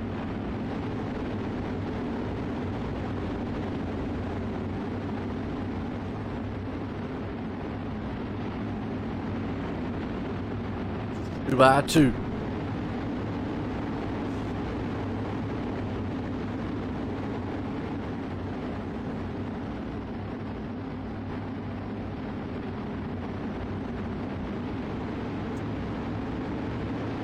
Race trucks in. Green flag, green flag. Green flag. Got Garrett Taylor and company out front. Already a little contact in the very back. Rayner already back in the 4th place spot. Let's look on back here around about that 8th place where the transfer is. You've got Fry, Hubbard battling it out back here. Yeah, I think with this many cars in the field, I think the big thing is just to go where cars aren't, right? Because, if there's cars running your line, you got to try to find something different to get around them, especially if you're around that 8th place spot, because you want to put as many cars between you and that spot as you can so that you don't have to worry about it. Right now, Rayner's the man in the 8th place, but he's got Uber and Bixler all around him. And on the inside and the outside, and it's a huge battle 3 wide there in front of him with Fry, Boydell, and Young. They, like you said, they're trying to get up through the field here real quick. Oh, it looks like contact. a guy on the bottom. Yeah, it looks like he caught the wall. Maybe he grabbed it and turned him in front of somebody. Yeah, that was fall. And now that puts Uber in the actual 8th and final transfer spot. Battle for the lead, and Everson, man, tearing the wall down up there. That's not what you want to do. Yeah, I was going to say, I saw Dickens throw a really big slider in 3 and 4, and he throws it again and actually clears him coming off turn 4. We'll try to look up underneath him. Everson does, not able to get it done. Comes Fry to the inside of him. Everson's there too. Yeah, and if you notice, by Everson being on the top and on top of Kevin, he can't run the track all the way up, so it forces him to stay in the slick coming off the corner, and you lose all your drive coming off the corner, and Aiden Young closes the distance really, really fast. Yeah, it does. Aiden right there hanging on to the final 4th place spot, while Obersman's back there in that 8th and final transfer spot.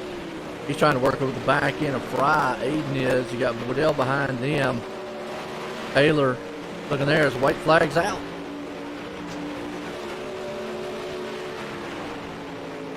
Yeah, it does look like everybody is pretty single file here, so.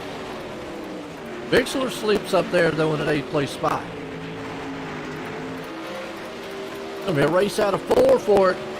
Bixler's gonna take it away and hang on to that last place, but Dickens gonna be the man bringing it home here in our B main. Folks, don't go anywhere. We'll be right back. Get a word from our sponsors.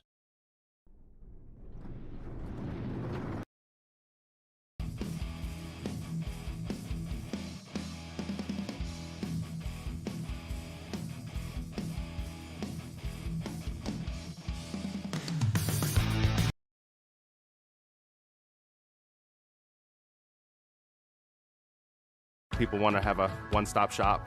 They need us for now all these different services, not just the heating and air side. When things are going wrong, you want the company that's going to be able to get things done as fast as possible for you.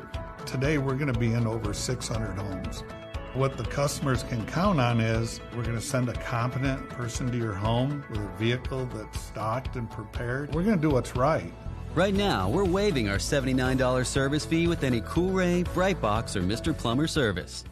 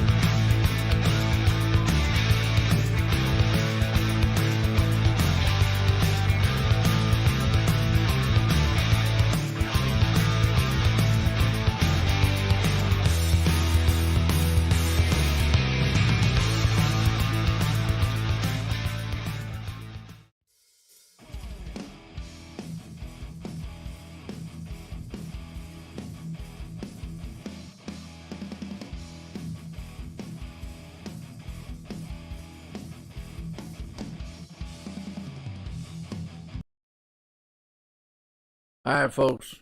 Time here. Let's line them up here tonight. Got our Kurt Schatzer going to be the man out front. Jeff Flero there in second. Stephen Goldner in second. Jeff Flero out there in third. Donovan Ross fourth. Don Bowers in fifth. Blake Chapman sixth. Kyle Moon in seventh. Zach Chapman in eighth. Jeffrey Barker ninth. And victory round top 10. It's definitely the rest of this field top notch and get set here to go green flag tonight for the 360 wing sprint.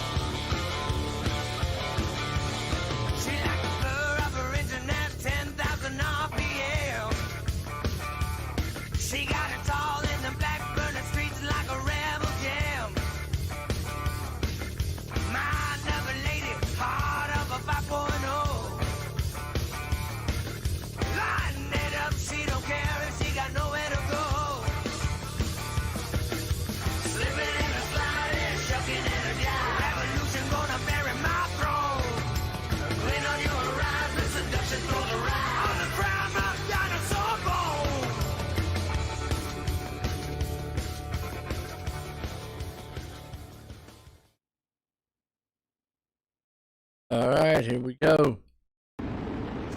Off on the base truck. Get set.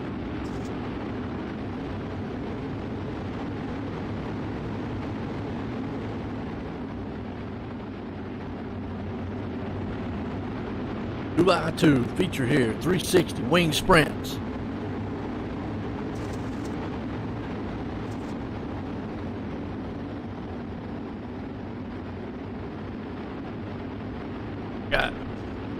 Cats are out front. Base trucks in. Green flag, green flag. Green flag. Already see everybody, most everybody traveling up to the top. Middle pack back here. There are three wide back here, around about the 10th and 11th place spot. Got Bobby Good, Moore Senior, Schaefer and company. Look at this, 4-5 wide out of the turn, little contact. We got a huge wreck. Watching it right there. Just pile up in the back. Cars everywhere. Ouch. Caution out.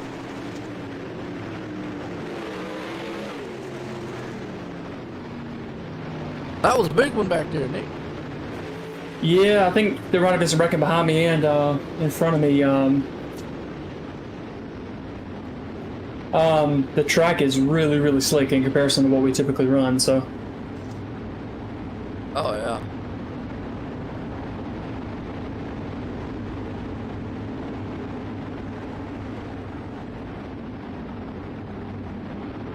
How's the car feeling? Really, really loose. You know, I think with the track this slick, it takes a couple laps to kind of find your line because, you know, you gotta kind of in your mind create a place where you want to lift to try to avoid your car getting really loose and sideways. So I think, you know, as the race goes on, I think you'll see the guys are starting to get a little closer racing each other. But I think right now everybody's just trying to find the line they're comfortable with and try to get a rhythm going so that we can get some green flag laps in. And like you said, these cars are just very, very tough to deal with, the 360s out here. Gonna go single file on this one? Yes, sir. Yes, sir. I believe all open wheel stuff is single file.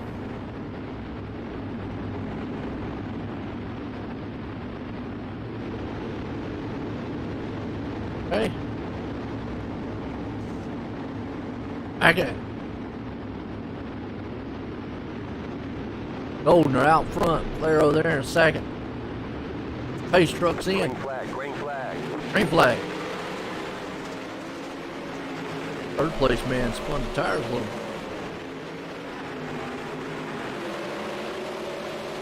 Got Goldner up front.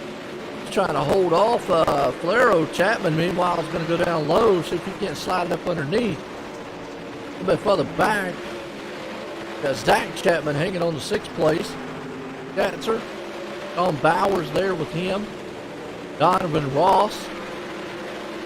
Vickery hanging on to the, oh, and behind him, Moore Senior takes a tumble, stuck in the fence. Ouch. Wow. That would happen right behind you there, Nick. Yeah, I think I might have had a little bit to do with it. I had to check up, and then guys behind me, I think, got into me, and then that's what started the whole thing. And it happens.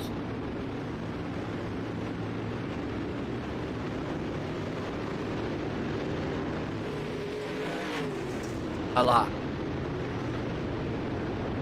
Yeah, I think it was just one of those racing deals where everybody's racing real close and things happen really fast in the 360s. You know, coming from the 305s, these cars are obviously carrying a lot more speed, so things tend to happen a lot faster.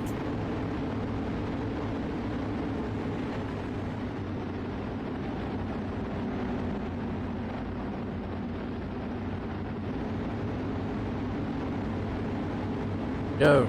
Line them back up. 360 wing sprints here tonight. Hometown Heroes. A good one.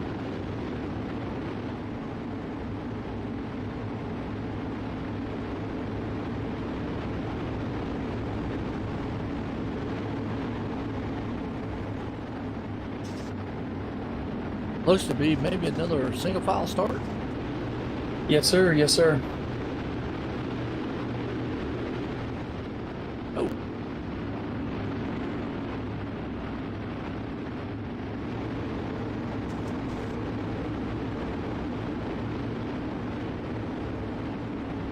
And out front, Goldner, Chapman, pace trucks in. Green flag. Green flag. Goldner gets a good jump. Puts Valero and Ross now battling each other. Valero up top, Ross down low. It's a slide job on him. Ross not able to, well, like he was able to complete it. Bowers and company behind him. Gatzer. Vickery hanging on to the 8th place spot down low, trying to see what he can do up underneath. So contact there in the front of him, though. Trees knocking the wall down. Caution out. The Bob the Good. Let's go back on the Malcolm Mills replay and see. See the Good. Oh yeah, the car just kind of slipped the track, got up there, got into something else, and then went flipping end over end. Not what you...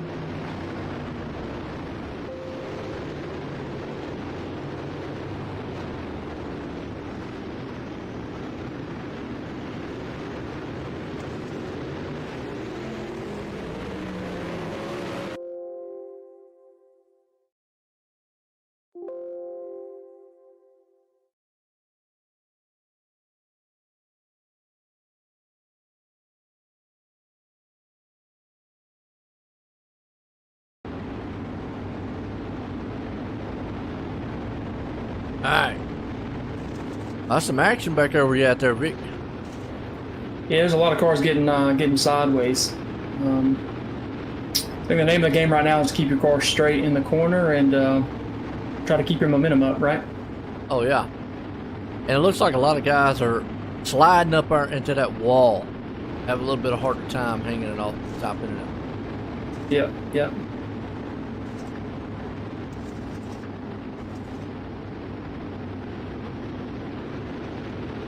We got go back green. Pace truck's in. All golden up front. And it's a good jump out on the field. Chapman now has got Ross on his back end, along with Flaro, and all three of those guys are down low. You see Flaro right there, just on the back end behind them. Got a 2x2 battle. Chapman in the middle. Vic there, Shreves, along with Bowers. That's a side-by-side duel. Well, flipping and sliding going on in the back here. Bauer, Schatzer behind them. Vic hanging on to the top side for the moment. Down low. Flaro's there with him. And he throws that slide job on the inside. Holdner out front. He's got a good lead. Chapman there in second. Battles on around here about third and fourth.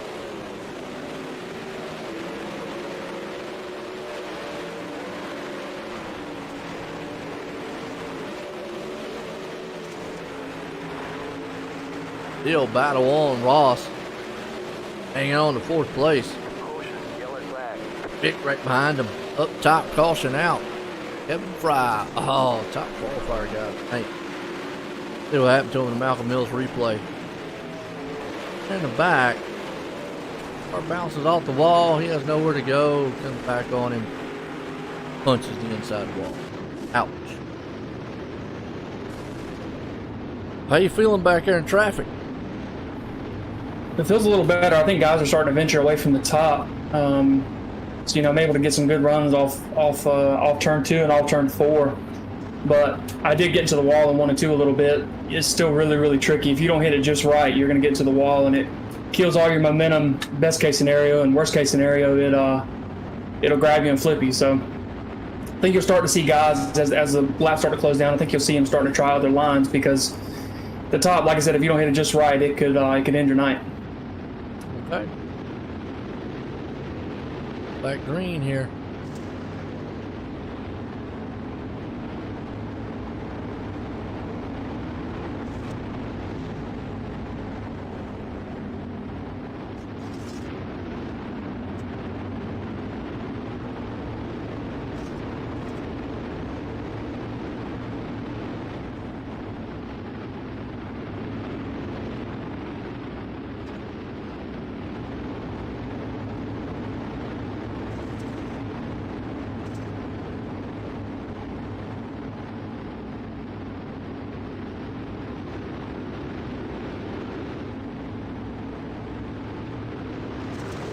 Green flag.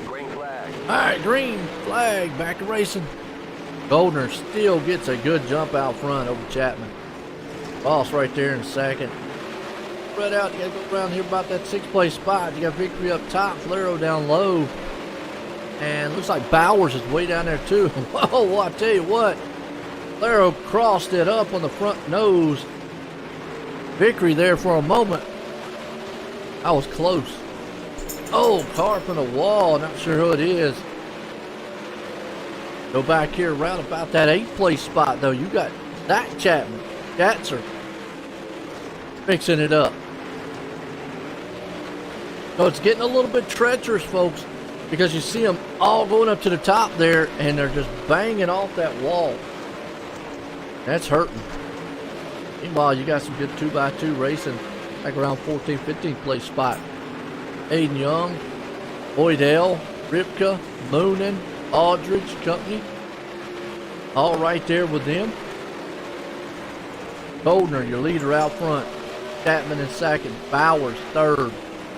Vickery fourth. They're all kind of strung out. You go behind them, and you got Ross and Valero tearing it up side by side. Valero down low is going to throw the slide job on him. He's only one of the only cars sticking to that low line. He's making it work a little bit. You see him losing all kinds of momentum, though, Stone.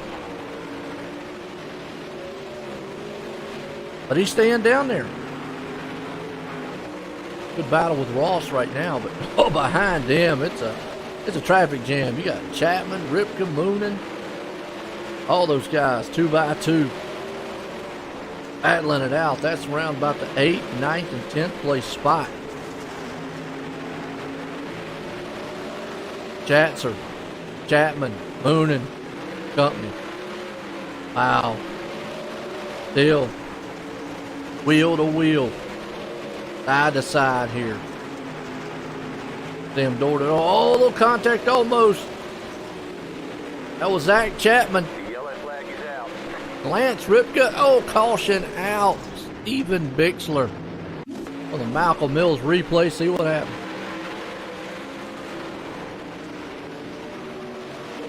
Car got a little wiggly on him and boom, came down into another machine. Yeah. Oh, then got ouch. Oh. Woo! Well, you was able to break away there, Nick. Yeah, I was able to make it to fourth, and I was kind of hoping for a caution because I heard you say that a lot of the top four, we were all stretched out, so I was hoping for a caution to bring everybody back in. There you go. So what you got for those top three? I don't know. I saw Bowers try the bottom in 1 and 2, and I was able to close the gap a little bit. But me as a driver, I ran the top all night. So even if it costs me a podium or it costs me a top 5, I'm gonna stay up there. Me and a couple guys on the team are always live or die by the high side. So we'll see how it goes. See if I can keep it out of the wall for the next 3 or 4 laps. All right.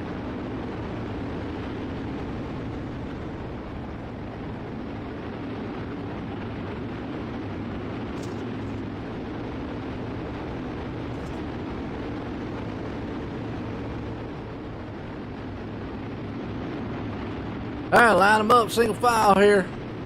Back green.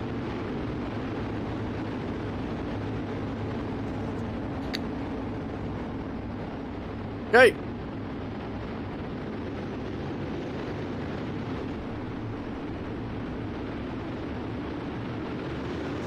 Green, green, green.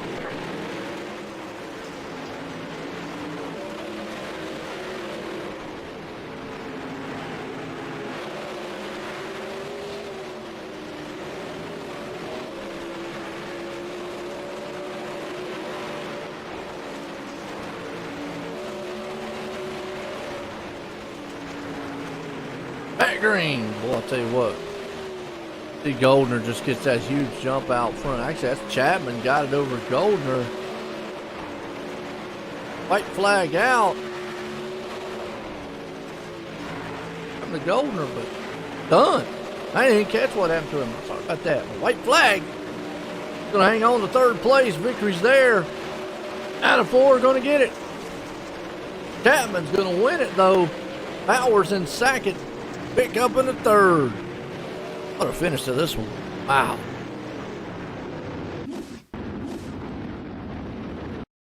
These guys here and get a word with them.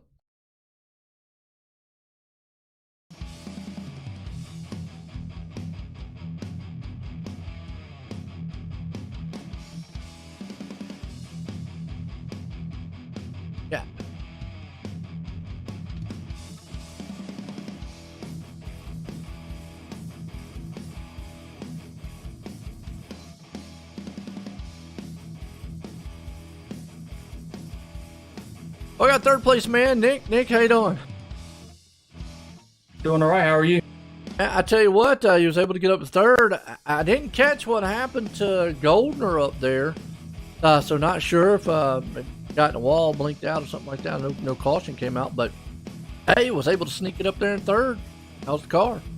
Yeah, coming to that last or under that last caution, I assumed I was in fourth. That's what the relative was telling me, and then I looked up and Chapman was the only one in front of me, with Bowers, and I don't know what happened to him either. I assumed he was up there, but nonetheless brought home third. So it was a good night. I think I came from 10th. So yeah, a good hard charge run there in his 360 tonight. Like you just said, good run. It's an all-around run. Won in the 305s earlier. Had a good finish here, third in the 360s. Got anybody you want to thank for a good night? Yes, sir. First thing, shout out Wayne Parker again. The next event that we do here at Eldora will be for him for the fundraiser. So definitely go check out the link. It's a GoFundMe. I think Coast to Coast has posted it about everywhere we can post it. So Spartan Racing, Mirror Image Auto Spa, SBGC 3D Printing, VMR Wraps. If anybody out there needs a wrap, come check us out on Facebook at VMR eWraps. And then, of course, Coast to Coast for putting everything on, and then you for putting on a great show every week. There you go, third place man. That's Nick Victory right there, bringing it home at third. Let's bring this guy up here, Sean Bauer, second place. Sean, Joey in the booth, got a copy? I got you. I tell you what, that last restart, next thing you know, you're up in the second, but how was your racing car all night? It wasn't too bad. The beginning of the race was pretty good. Towards the end there, it got slick, and I'm just not used to driving that setup, so it's kind of hard to stick it to the top there. Well, look good. Was anything you could have done maybe to catch those top guys? Yeah, drive a little straighter, drive a little better, and it's all on the driver on that one. Hey, I tell you, but you look good either way. Coming home second, you got anybody you want to thank for a good finish? Yeah, all the guys over there at the Firm Motorsports, Apex Auto Glass and Tinting, 2-1 Designs, Mazin Transport, and got to give a shout out to the guys in the Discord giving me a spot. There you go, second place man, Sean Bowers, bringing it home here tonight. This guy, hey, winner, Blake Chapman. Blake, Joey in the booth, got a copy? Yeah, I got you, Joe. Well, I tell you, Goldner was out front, then all of a sudden, I don't know what happened to him. I didn't see what happened to him there. I missed it, but nonetheless, you bringing home victory here tonight. Yeah, it sucks to see what happened to Steven. He was running really well. I think we would have had a great finish between us two, and I was fortunate enough to see those lap cars get in trouble, but he was just collected and got on his side, and it sucks to see that, but at the end of the day, it was me and him out there in front of everybody else, and I'm just happy to come away with the win. Hey, like you said, you take them how you can get them, and out front you were able to get it there. And now, was there anything you might have could have done to get around Goldner? Because at one time he was stretching out. Yeah, but I was bringing him in there towards when the caution came out, and the plan was just to stay as close as I could to him, and then down in those last couple laps, throw a slide job and hopefully get around him and bring the thing home. Well, I tell you, you did. You brought it home tonight here for the 360s. Got anybody you want to thank for a good finish and win? Yeah, I got to thank everybody at Wide Open Motorsports, BB7 Setups, Stevenson Family Performance, Giddings Mobile Repair. Got to thank my parents, grandparents, Steve Bixler, everybody that watches and supports. I got to thank you, Joe, for putting this on, and of course Roger for putting the league on. And I heard Roger was signing t-shirts tonight, so if you guys see him, let me know. I'd really like to get his autograph. There you go. I tell you what, well, the winner tonight here in the 360s, Blake Chapman. Folks, don't go anywhere. We have got a charity race coming up here, so we'll be right back here in a few.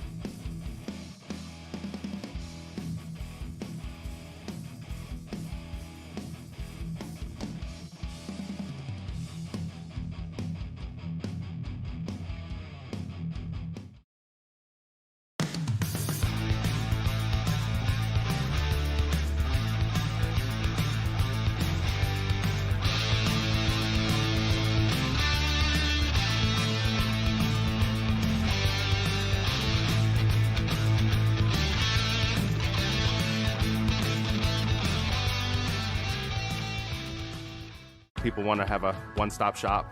They need us for now all these different services, not just the heating and air side. When things are going wrong, you want the company that's going to be able to get things done as fast as possible for you. Today we're going to be in over 600 homes. What the customers can count on is we're going to send a competent person to your home with a vehicle that's stocked and prepared. We're going to do what's right. Right now, we're waiving our $79 service fee with any Cool-Ray, Brightbox, or Mr. Plumber service.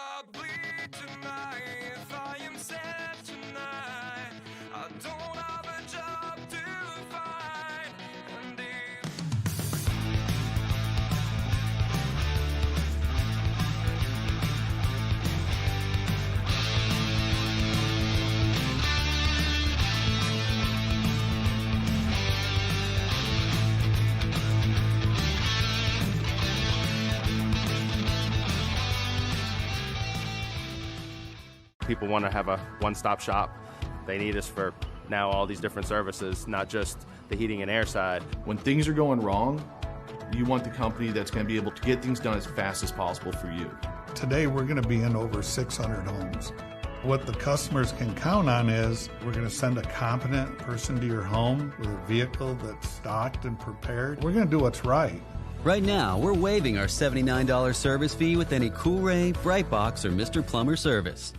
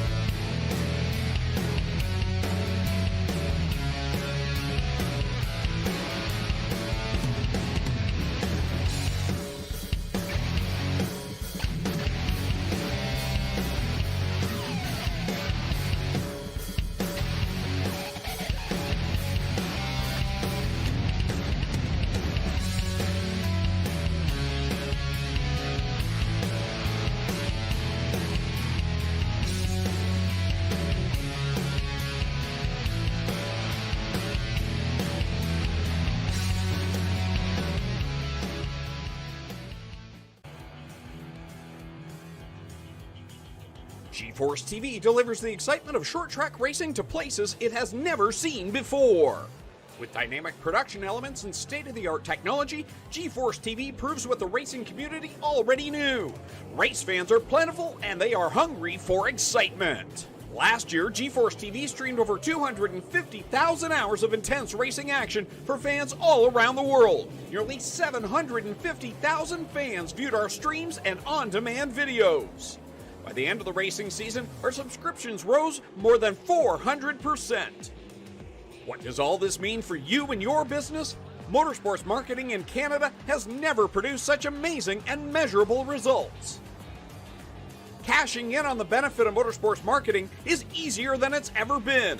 Work with a team, work with a speedway, work with a series, or join the excitement directly with us at GeForce TV. We are excited to see you all back at the races. But until then, see it all on GeForce TV. Subscribe today for free at GeForceTV.net.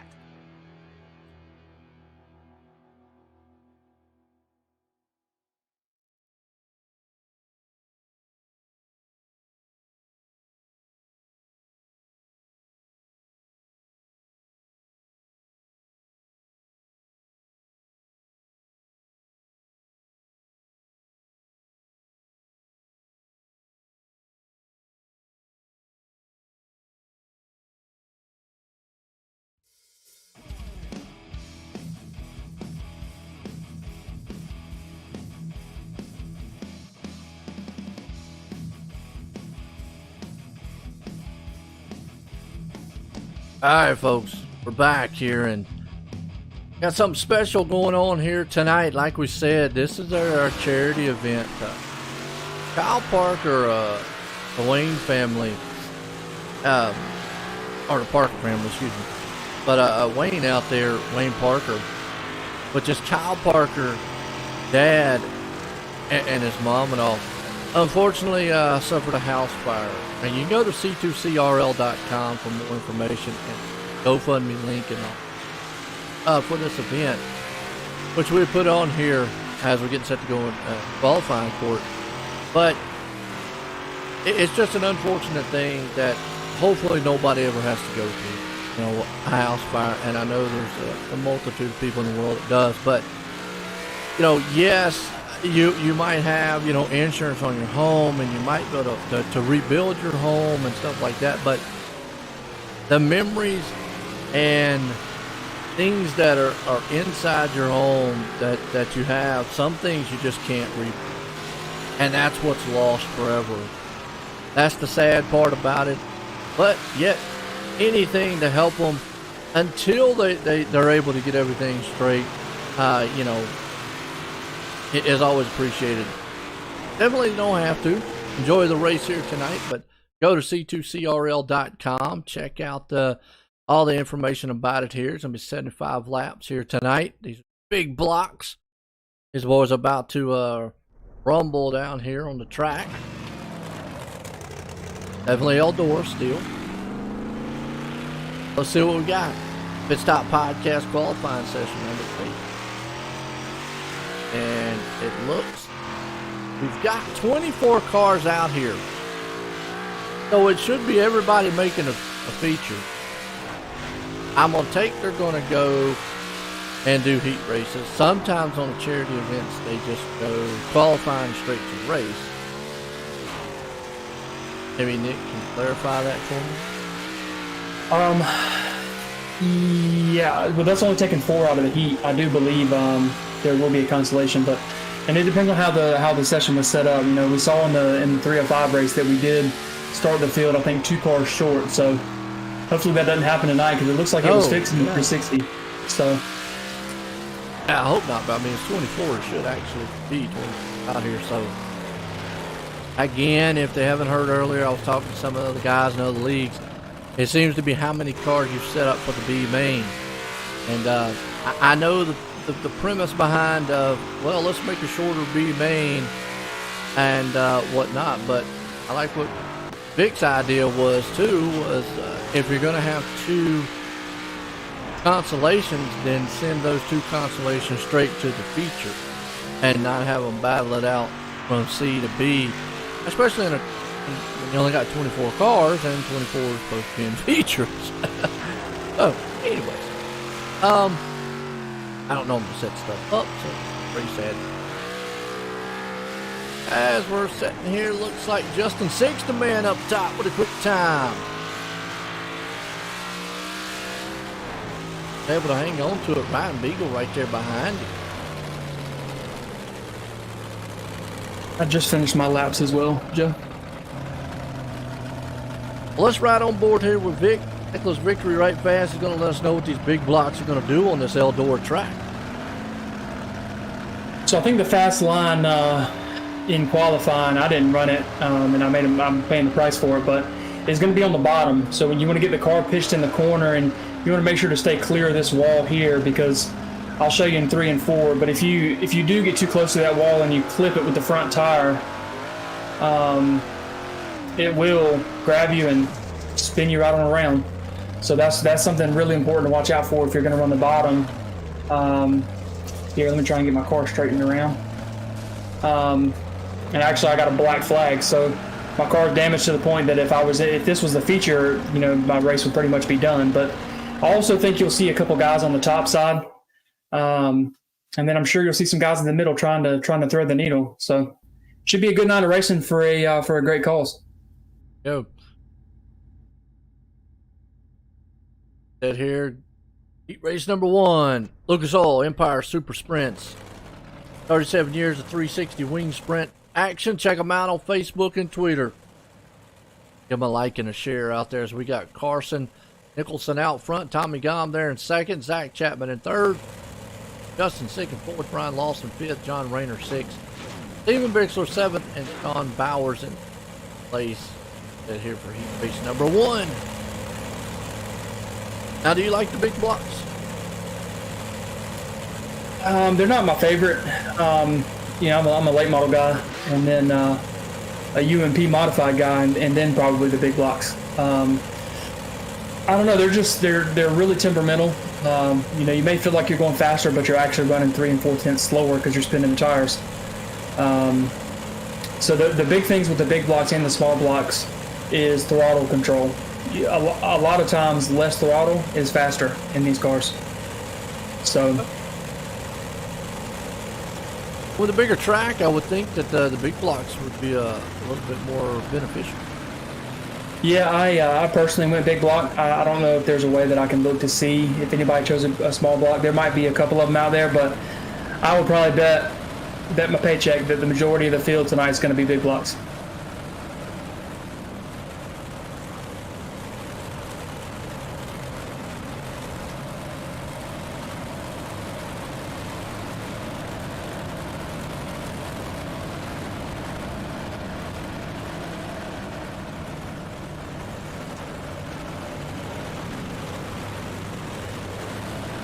Alright, green flag's about to fly here.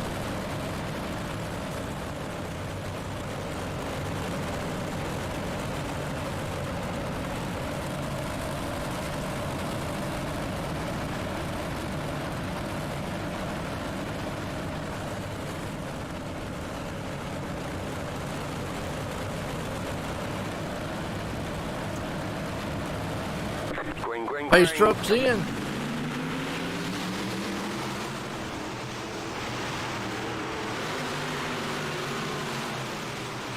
Yeah, if you notice, Justin dropped to the bottom as soon as he went in 1 and 2 and knew that he was clear. And they're 3 wide almost for the lead right now, and 2 wide behind him. Yeah, it is. I see Tommy Gom hanging on to that 4th and final transfer spot right now as Zach Chapman's there in 3rd, but he's battling with Justin Stick, and they're 2 by 2. Meanwhile, Nicholson's out front.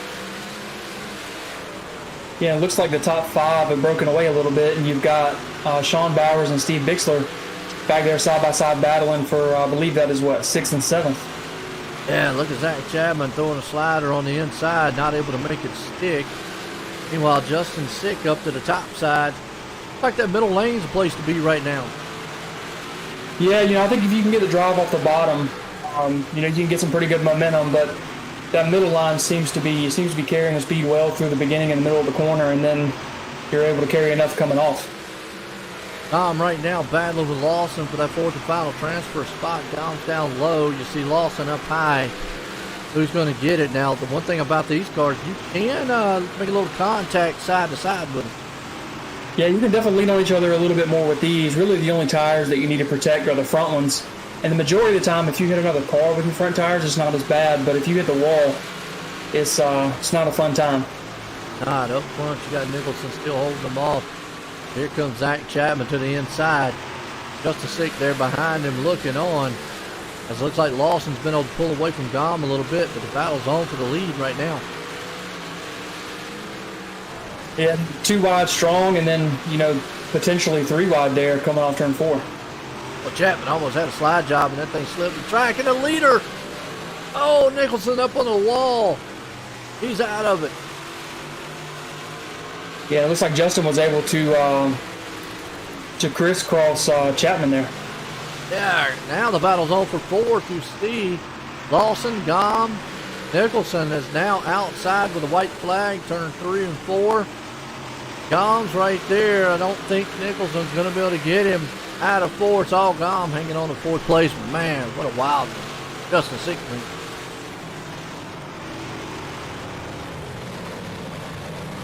Yeah, that heat race definitely sets the bar a little high going into the next 2.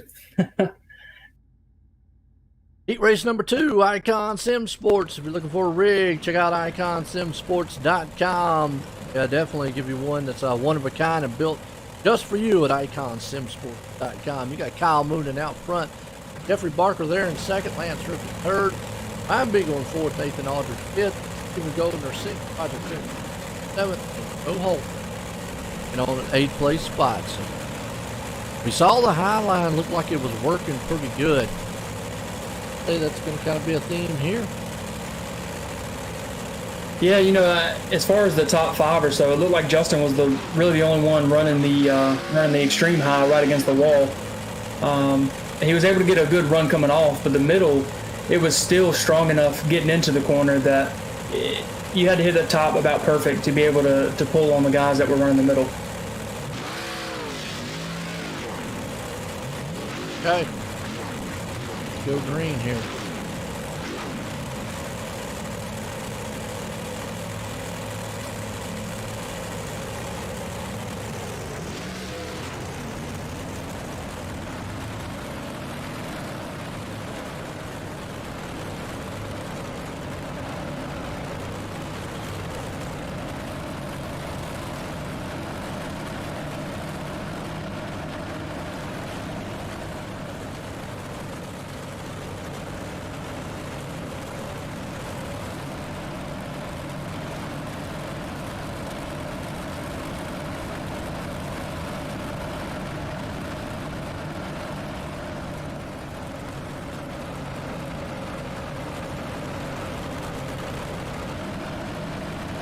I think we're going to see in this one here. I mean, as far as like I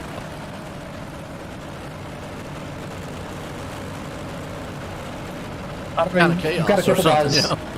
Yeah, you got a couple guys in this heat race that like to run the bottom.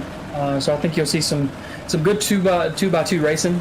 Some guys running the middle high line, and then some guys running the bottom. So I feel like there's a couple cars that are going to switch places because the guy that likes the top is on the bottom, and the guy that likes the bottom is on the top. So. All right, green flag. Up front. Right there, Barker. No contact between the top 2 and the 3.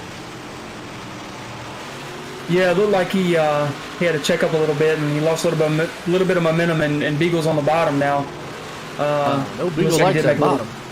Yep. He was one of the guys I was talking about wanting to run the bottom. So, and they're almost 4 wide for second, third, fourth, and fifth. And man in it, but it's a battle on. You see Beagle taking that low line. He likes it. He make it work. He's definitely going to. Now Goldner's one of them high line guys. Yeah, but he's definitely making it work. You see the run that he gets off 2 there behind Barker. So, but they're 2x2 in front of him and almost 3x3. So, at this point, outside of just trying to protect your last transfer spot, really, what can you do, right? Absolutely. And the one guy loving is Moonen out front. He's going, guys, y'all just keep battling. I'm going to keep walking off. Yeah, it's about a 5 or 6 car length gap between the guy in second and Moonen. And if you see, Barker and Goldner both were able to move past Beagle on top. Yeah, so I'm not sure if the low line's going to work that well. I mean, Beagle definitely is one of those who will try it, but he'll try to get back up to the top. Meanwhile, though, he's outside looking in as Aldridge is the man that took over the final transfer spot. Yeah, and it's about less than a car length separating second through sixth. So here's the laps wind down, coming to lap 7 now. So let's see what these guys do to try to maintain their spots or try to make it into the feature through the heat race. Beagle's trying to look on the inside there of Aldridge. He knows he's got to get that one more spot. Just cannot make that low end work. Well, that's what he wanted to see. Aldridge in the wall. Yeah, it looked like he just got a little high coming off turn 2, and it bit him. Well, hey, if you can't get around him, let the other guy wreck in front of you. Yo. Now, Moonen out front. Barker there, but boy, look at Goldner throw a slide job out of 3. It crossed him back over to the line. Barker's going to hang on to second. Tried it, Goldner third, Beagle there in fourth. What a race. Bring us in a heat race number 2. That'll be Super Dirt Car Series. Big Block Premier Series, that is. If you like the ground pounding action of the big blocks, check out the Super Dirt Car Series. Nicholas Victory out front in this one. Blake Chapman there in second. Aiden Young third. Kevin Fry in fourth. Bob DeGood fifth. Jeffrey Kipper sixth. Alex Uber there in seventh. And Damian Fall up the 8th place spot. All right. I guess your plan is to stay out front in this one. Yeah. My I guess bullet points for making that happen is to get to the top as fast as I can. So we'll see kind of how the field spreads out once we go green. It looks like just riding around under pace. It looks like the track's still in pretty good condition.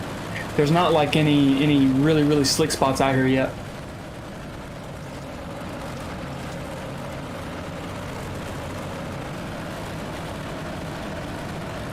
You think you're going to look at top side? Yes, sir. Yes, sir. Just like I did in the 360, kind of live or die by the top.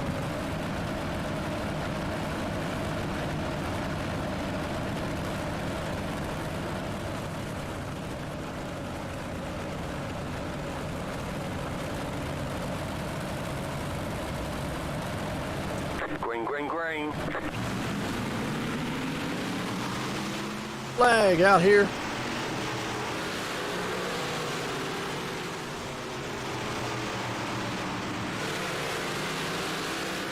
Got Vic taking it out to Aiden Young.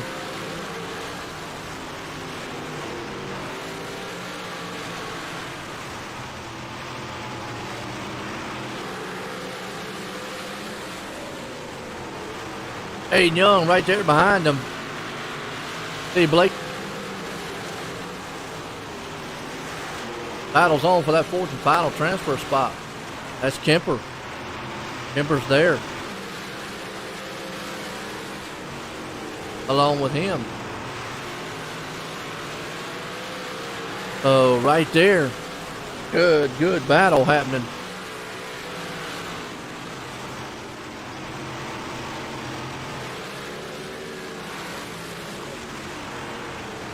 Apologize, folks.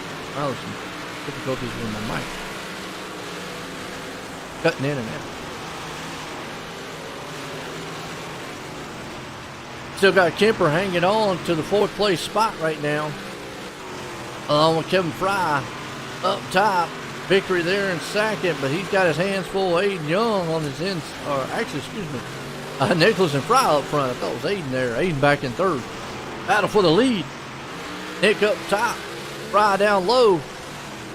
Those two guys are going at it. I think the high side's a place to be.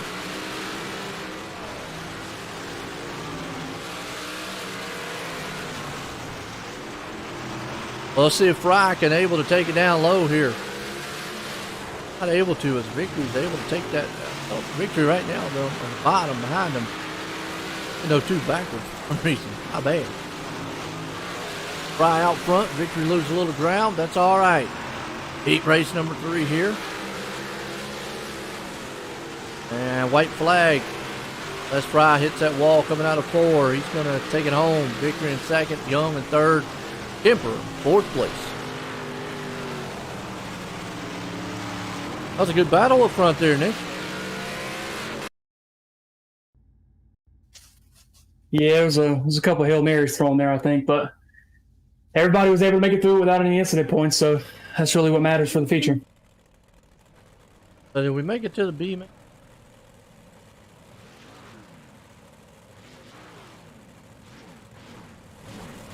Could be the B main, right?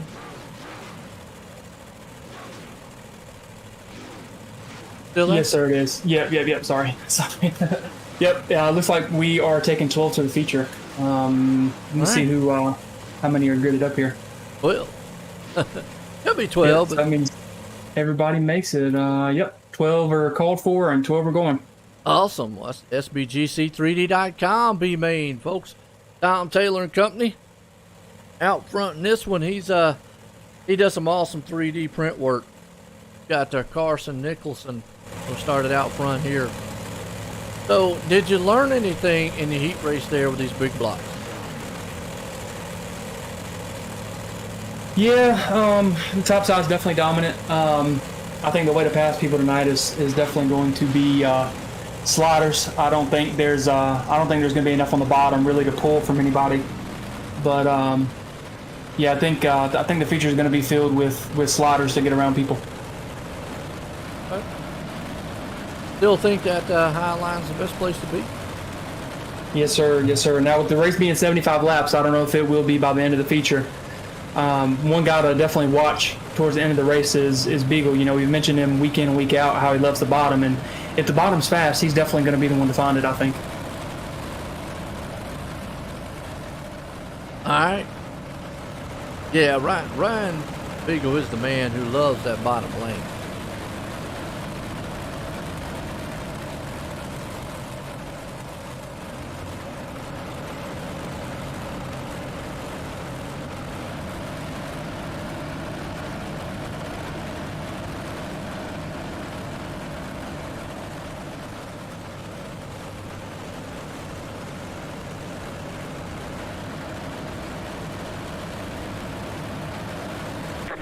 Green. All right, green flag. Out front to see Nicholson right there trying to hold off Lance Ripka on the inside of him. That's Bowers and Company in the back. Got Bob DeGood. So throughout the field here, good racing. We got 2x2 stretched out. Yeah, it looks like mid-pack they're, pushing 3 wide, middle, bottom, and top. So I think it'll take a couple laps before everybody really gets kind of stretched out and gets to good racing. Yeah, it is. You see DeGood, Bowers, Nicholson, Ripka. Ripka and Nicholson having a good battle up front. Yeah, that's definitely what Bowers wants to see is those guys fighting it out, because that allows him to run through pretty much clean air and kind of close that gap a little bit. Yeah, it is. And you got DeGood along with Aldridge there, Bixler and Company. So some very good races happening between those guys. Yeah, they're 3 wide with Aldrich, Chapman, and DeGood. Good. Craig hanging on to the 8th place spot. Rayner right behind him. Hubbard there along with it.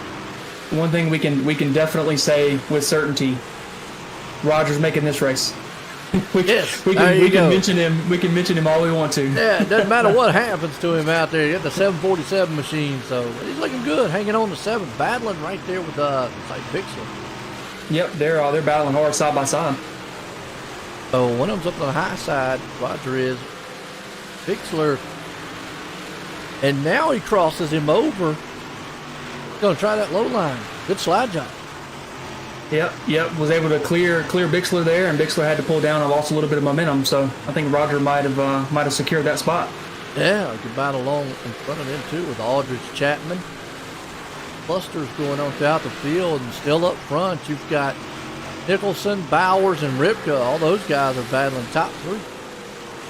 Yeah, and if you notice, Ripka and Nicholson, with the way they're battling, Bowers was able to pull them back in pretty quickly. So all 3 of them are really, really tight there. Yeah, Ripka right now trying to hold them off. Nicholson behind them. Bowers there in 3rd, so it's all single files. They're coming around to take the white flag. Yeah, it looks like Bowers is going to try the bottom. Nicholson was able to get above Ripka there in 1 and 2 and clear him coming off turn 2. That was a good move. Slick coming up on the top side. He might be able to hold him off out of 3 and 4. He slides down low a little bit, but he is. Nicholson, Ripka, Bowers, all right there in the top 3. Good little V main here tonight. That pulls us over. Folks, we'll be right back. We'll get a word from some of our sponsors.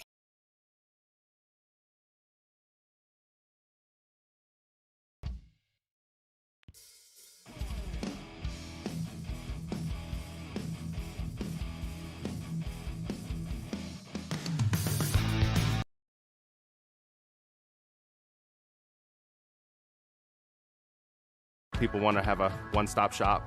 They need us for now all these different services, not just the heating and air side. When things are going wrong, you want the company that's going to be able to get things done as fast as possible for you. Today, we're going to be in over 600 homes. What the customers can count on is we're going to send a competent person to your home with a vehicle that's stocked and prepared. We're going to do what's right. Right now, we're waiving our $79 service fee with any Cool-Ray, Brightbox, or Mr. Plumber service.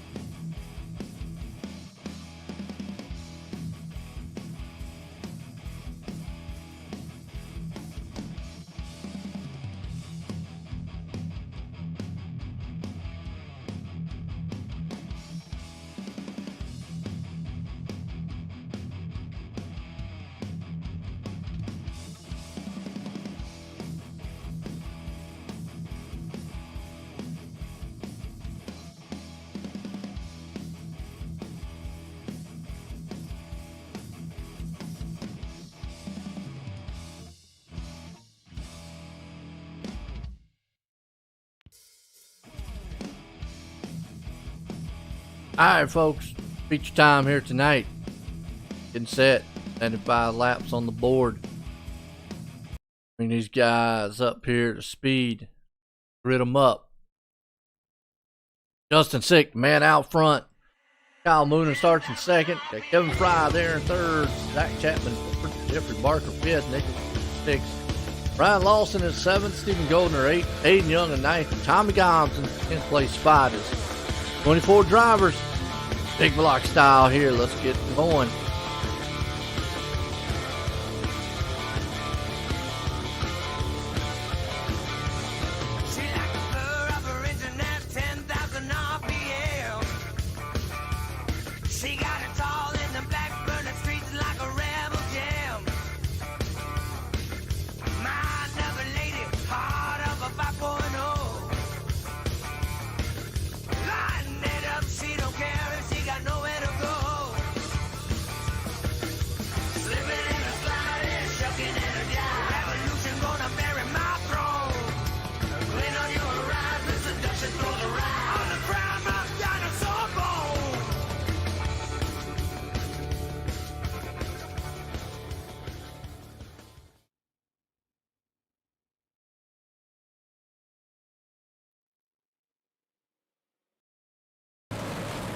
All right, we're bringing these big boys to life here tonight. And Tommy Gomes said he's out there running in a small block. So the ones we definitely know, he's got a small block. Those guys, I'm going to say big blocks. Unless we hear differently. Well, Nick, you got a little work cut out for you here. Got to do to get up front. Yeah, you know, I was looking and was able to start in sixth on the outside. I think the outside is going to be the way to go. In practice, you know, they keep track of times, and I was the fastest guy in practice on the top side, and then I think Goldner was second, and he's starting right behind me. So see if we can get this train going and try to get a bunch of green flag laps in. All right. Green flag, green flag. Cars in. Green flag. Well, Justin gets a good jump out front. Down low. It's actually up high. You got Kevin Fry down there with him. Kyle Moonan's battling, so it's a 2x2, 3 wide though. Fry stuck in the middle. Nowhere to go. You got Victory hanging up on the top side. You got Goldner there behind him. Zach Chapman in front of him. So 4 guys way up on the very top end. Fry there in the middle. Down low. Justin Stick down low. Kind of stuck a little bit. He can't get up high. He's got 2 other machines up there, and he's going to get freight trained on the top side. Moonin, a little bit of contact behind him there. Barker, Goldner, comes Beagle down low. This track, you've got a lot of room too. The Eldora, you do have a lot of room. It's a wide track.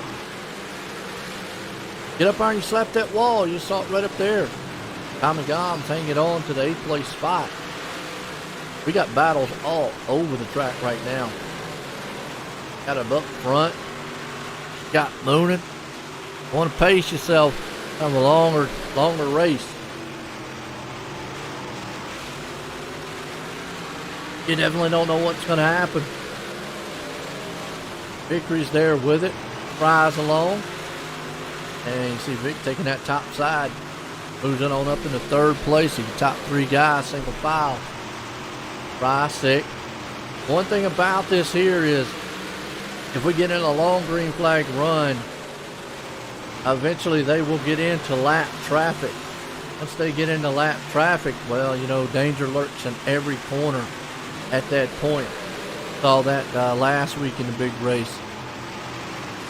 They had that long green flag run, the leaders and all were able to modulate through it very well. Carson Nicholson hanging on to the 9th place spot. Good battle around 10th place. 2x2. Got Gom, Beagle, Nicholson, Lawson and company. Bowers outside there in the 12th place spot. Bowers down low. Barker hanging on to 12th. Ripken and Young. Oh, we just got battles all over the place, except for the top. About the top 8 guys up there, it looks like. Top 4, maybe 5, 6 guys. Oh, car around.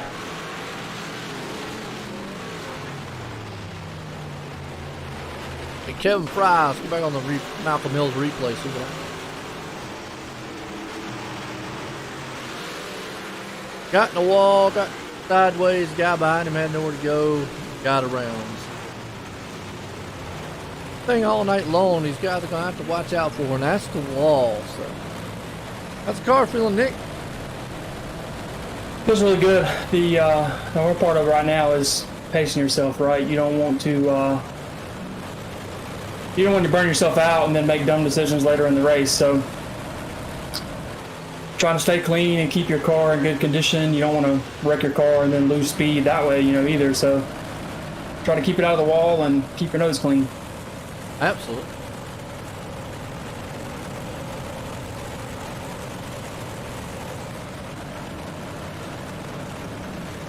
Was able to bring it up to second on that top side. Yeah, I believe so. Chapman was in front of me, Zach Chapman, and I believe he might have gotten into the wall same time Fry did.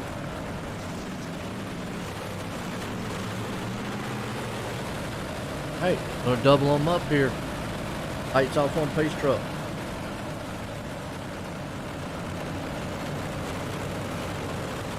Get set, go green.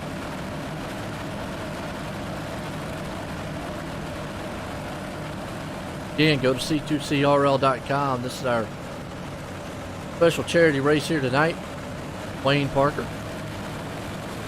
Pace trucks in. Green flag. See Mooner and company up front. Good jump. Gonna go nose to tail. Nick's gonna go with him down low. Here comes Nicholson. Lawson's there behind them, but they are on the 6th, 7th, 8th place spot. They're all about 3 wide. Oh, a little bumping and car around. Tommy Gom. Caution out. Let's go to Malcolm Mills, see what happens.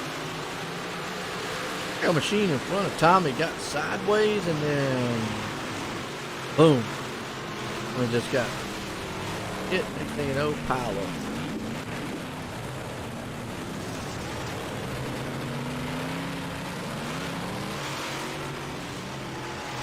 What you gotta do to get around Moonin up front? Patience. Hey, Patience is key. I thought about throwing a slider when he come up in front of me going into turn 1, but if I can wait for us to get stretched out a little bit and give myself a gap, or if we can break away, that gives me a little more room if I make a mistake trying to get around, and then I don't lose 2 or 3 spots. But yeah, the track still feels really good. There's still a lot of grip in the middle. There's still a decent amount on the top, and have you seen any guys trying to run the bottom yet, or is guys not really ventured down there yet? There's some guys going to the bottom. It looks like to me in the back, most of them are still staying up top though. Yeah, I think the top line's probably the safer bet as far as speed's concerned. I think it's a little more dangerous than the bottom, but definitely, personally, I think it's faster. I wouldn't venture to the bottom at this point in the race yet. All right, looks like we're gonna double it up side by side. We got Moon and Victory and company. Dick right there with them. Nicholson. Goldner. And Ripken.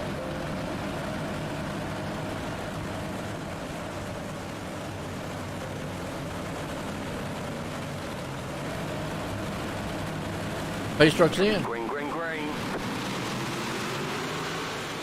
And Moonin gets that good jump. Now you've got Sick down low.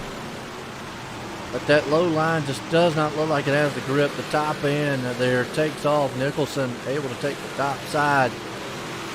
Going to try it himself. Going to work out. Here comes Goldner. Firing to the outside. He flies right by Nicholson and Sick for the 3rd place spot. Justin's right down the bottom side. Tries to squeeze a little bit on the top end. Oh, slides out, cuts the nose off of Nicholson, but Nicholson able to slide around. He lost all kind of momentum there. Behind him, got Ripka, Bowers. Further on back. Fry, back in 10th. Aiden Young right there with him. Aldridge. Good racing, but man, Vic right now has got Goldner. And, Goldner was able to shoot on by him on the top side. Luckily, Nicholson wasn't close enough to do anything. See Nicholson fly on the inside there, just had to back out of it. The top three, Moon and Goldner, Nicholson. We'll see if Goldner can do anything with Moon. You know, Moon's not just going to move out of his way. I think Goldner's going to have to make sure he makes a mistake or ride here for a little bit, what he can come up with later on in the race. Got 4 guys, all single file. Back around the 8th and 9th place spot. You got Chapman, Young, and Fry. They're all side by side right now. That's your 9th, 10th, and 11th place spot. Still in a single file. Roger Craig hanging on the 13th. Then further on back around 16th, 15th place spot. A good Kemper. Outstanding run so far.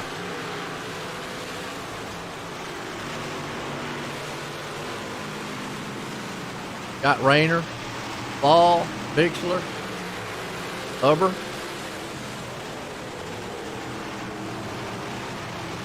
The good in 19th. Right now, just everybody's being patient. Got Moonen still out front, Golden there with him, Vickery. 3rd, Nicholson hanging on the 4th. The top three's pulling away a little bit. Should get in some lap traffic here soon. Got to go back here. Justin Sick, he's still battling with Bowers. Those two guys back there are trading a little bit of paint with each other. Still too early to get up here and try to, muscle your way to a spot. Most of your action's going on back here around about 14, 15 place spots. So we'll go back here and check out what's going on. And I know they're probably going to start feeling the heat of the leaders soon. Laps are winding away here. Got Fall back at 15th. Kemper there in front of him. Oh, caution out. Blake Chapman. Boy, let's go back on the Malcolm Mills replay, see what happened to him. Right there in that black and orange. I'm not sure that was in front of him or beside of him. It came up the track a little bit. Squeezed him in the wall. Next thing you know, boom, done. Well, looked like y'all were a little patient up front there. So was you kind of just biding your time there, Nick? Yeah, kind of coasting a little bit. The thought crossed my mind a couple times to throw a slider, trying to get both of them, but it's still pretty early in the race. We're not even halfway yet. Just kind of biding my time. I did get into the wall a little bit in 1 and 2, and that allowed Goldner to get around me, and just kind of been coasting around since then. So, like you said, the battle should start heating up as the laps start to wind down, because guys are going to start getting impatient, and people are going to want to start making moves. Absolutely. And that's the thing, too. If we get in a long green flag run here, obviously going to catch that lap traffic. Caution is going to bunch everybody back up, though. What do you got to do? You're down low. I know you want to try to get to that top end lane. Yeah, it might make it real exciting here in 1 and 2. Depends on how good of a restart everybody gets around me. Here we go. Moonen out front. Goldner there along with him. Vickery. He got Nicholson. Pace truck's in. Green flag. Looks like the top two are able to get up. But boy, look at Vic. He tried to put a slide job, wasn't able to complete it. Able to get in line, though, right in front of Nicholson. Has not been able to do anything. Here comes Sick down on the inside. He's stuck again. Everybody's kind of up top. right now, running that top side cushion all the way back to about 10th, 11th place spot at just 6, the only one. Like Young stuck down, only one that's running low line right now. Behind him, you got Tommy Gom trying to move it back up in 11th. Oh, with Nathan Aldridge, they're in the 10th place spot. Damien Fall, he's in a 12th. Roger Craig back in the 13th. Jeffrey Kemper there in 14th. So this is a good battle so far.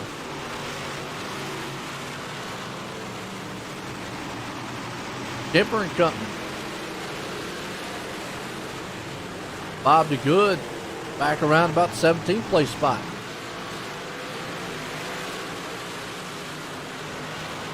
Lance Ripka right there in 6th.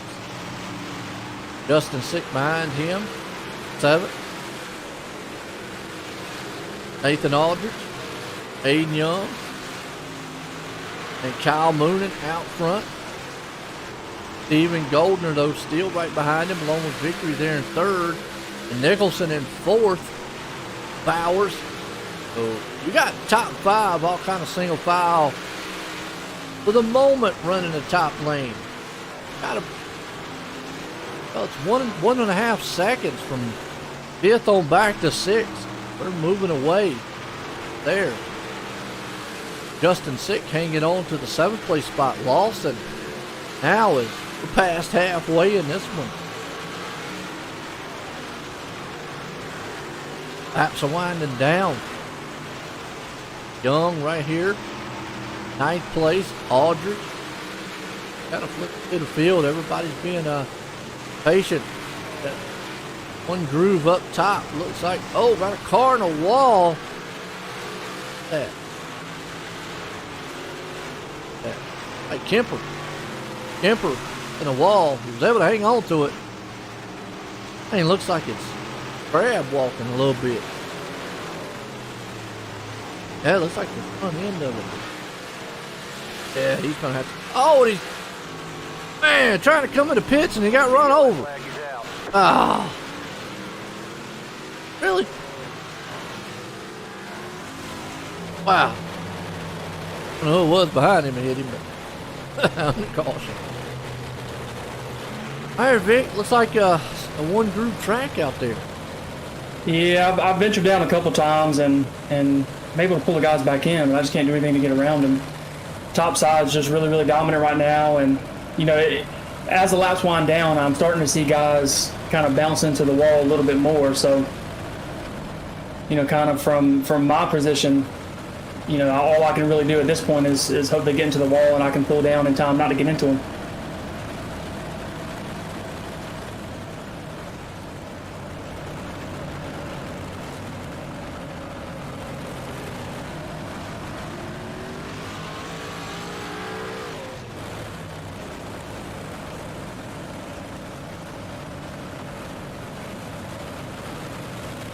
All right. Let's go back green.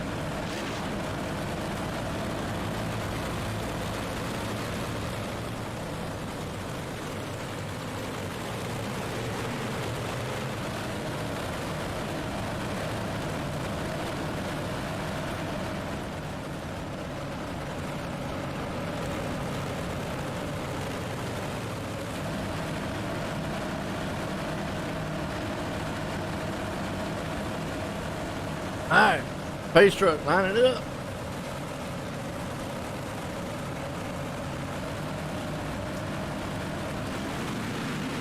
Green flag, green flag. Green flag. And I tell you what, you see Moonen out front. Goldner right there on his back end. Vickery able to get back up into 3rd. Bowers behind him. See Justin trying that low line again. Not to say that the low end won't come in later on in the race, but I don't know. Right now, it's all top groove heavy. Oh, Bowers and Nicholson's going to slide right on by Justin Sick on the top side. Caution out. Bob is good. I got a Malcolm Mills replay.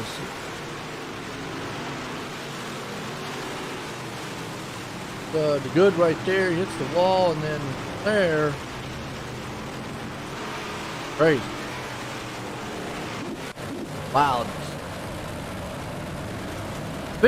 Do you think the low line's going to come in? I don't know. It might. You know, like you said, pretty much throughout the field. You know, it's top size where it's at, and unfortunately, there's not really a whole lot of racing going on. It's a whole lot of follow the leader. So I don't know. Maybe as the laps wind down, you know, people might start venturing out and trying to throw sliders on each other and stuff like that. But right now, it's like a train just going around the top. So. Yes, and I'm with you there. It does look like a one groove style track right now. Not to say the top end could come in, but, or excuse me, the low end could come in, but remember earlier on is when it came.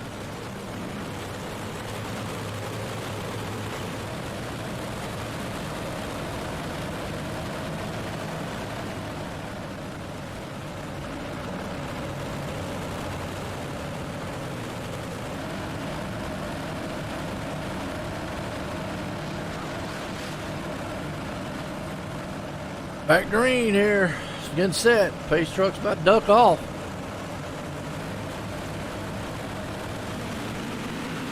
Green flag. See Moonin and company there. Goldner. And, oh, Vic, man, tried the slide job, and when he did, just got a pile drive in the back on that one. Lost all kind of momentum. Watch it out. Oh, well, not sure. I think that was Nicholson or somebody back there. Just could not get woed up, and slide job just kind of slowed you down a little bit there, Nick. Yeah, 100%. But, you know, it's one of those things where you can either follow the leader the entire race and finish third, or try to make something happen. So yeah, and I'm with you on that. You know, and that's the double-edged sword. Let's say it that way. You know, and I'll totally agree with you. And it's heartbreaking on a driver's standpoint, because you've got to try something. And even if Justin's sick, or Justin's been trying that low line all night long, but even Goldner and them, and Goldner I know loves the high line.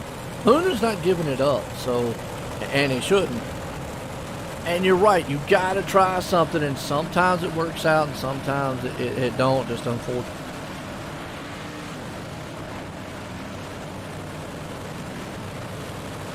$22 to go in this one.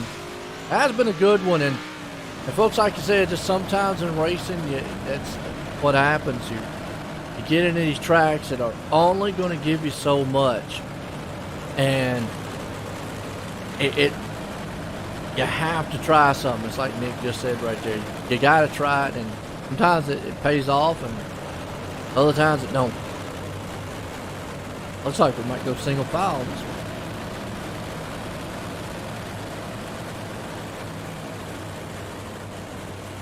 But all Kyle Moonin out front, though.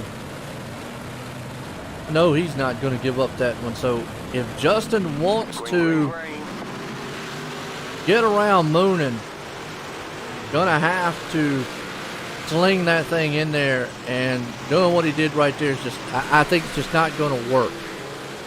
You saw it, the car just bogged down too much down low. He falls all the way back to fourth. It's Nicholson now at top. Goldner there in second. Sixth. Now he goes up to the top side. Some wiggles just a little bit in third. He might end up giving it up. Nicholson's testing a slider line a little bit, but just not making up ground is going to allow Sick to get back to him. Slide job. Justin's able to move it up to third. Nicholson back around him here. Those two guys are having a good battle between each other. I'm curious to see what Goldner's going to do. Is he content to ride behind Moonin, or is he going to just throw a Hail Mary and try to get around him there? Ripka's coming up at a fifth place spot on Nicholson. Aiden Young's back there in the back. Him in fall, hanging on the seventh. Aldridge Vickery back up to ninth. Good bounce back on his end. See, now it's all Nicholson. Oh, a caution out. Kevin Fry. Back on the Malcolm Mills replay. See what happened to it. Fry down low. He went way down low with a slider and then came back down. I'm not sure what that was he got into, but came down another car there, and unfortunately Bobby Good nowhere. Well, he was able to move a couple positions back up our Nick. Yeah, you know, I don't know. It depends on what the laps do, but I feel like I've got a meatball, so I don't know how bad my car is damaged. But top side, ride or die. and you know, we've said it most of the race. I'm curious of what your opinion on what does Goldner got to do to get around Moonen up there? Yeah, 100% he has to throw a slider. You know, we've seen it the entire races. Guys in second and third, you know, even though they may be a little bit faster than the leader, there's just no way to pass them unless you throw a slider. You know, you lose all your momentum on the bottom, and you lose all your drive coming off the corner. And the only way to get that is to throw a slider and come off the corner high in front of the guy that you're trying to get around. So I think that's what it'll take. Yeah. Yeah, and I'm going to go along with it, too. He's going to try here. Now, Moonen actually is going to go to that inside and give the outside lane to Goldner. But the thing about it is he's definitely going to get the jump on the car. Getting set to go back green. Justin's been one of the ones who has tested that middle low line a lot. We'll see what he does back there in that fourth place spot. Pace trucks in. Moonen does get a good jump on the field. They go back nose to tail. There's Justin back down. Well, actually, Justin went high this time. Nicholson was the one that was caught behind him. Ripka's back there. Justin's moving in on the back end of Goldner. And I'm like everyone else. What does Goldner got to do? I know he loves the high line. But, what Nick said, he's going to have to eventually figure something out. As you see Nicholson trying to do everything he can in the back. Oh, huge pile up. Lance Ripken and company. Let's go out to Malcolm Mills replay, see what happens.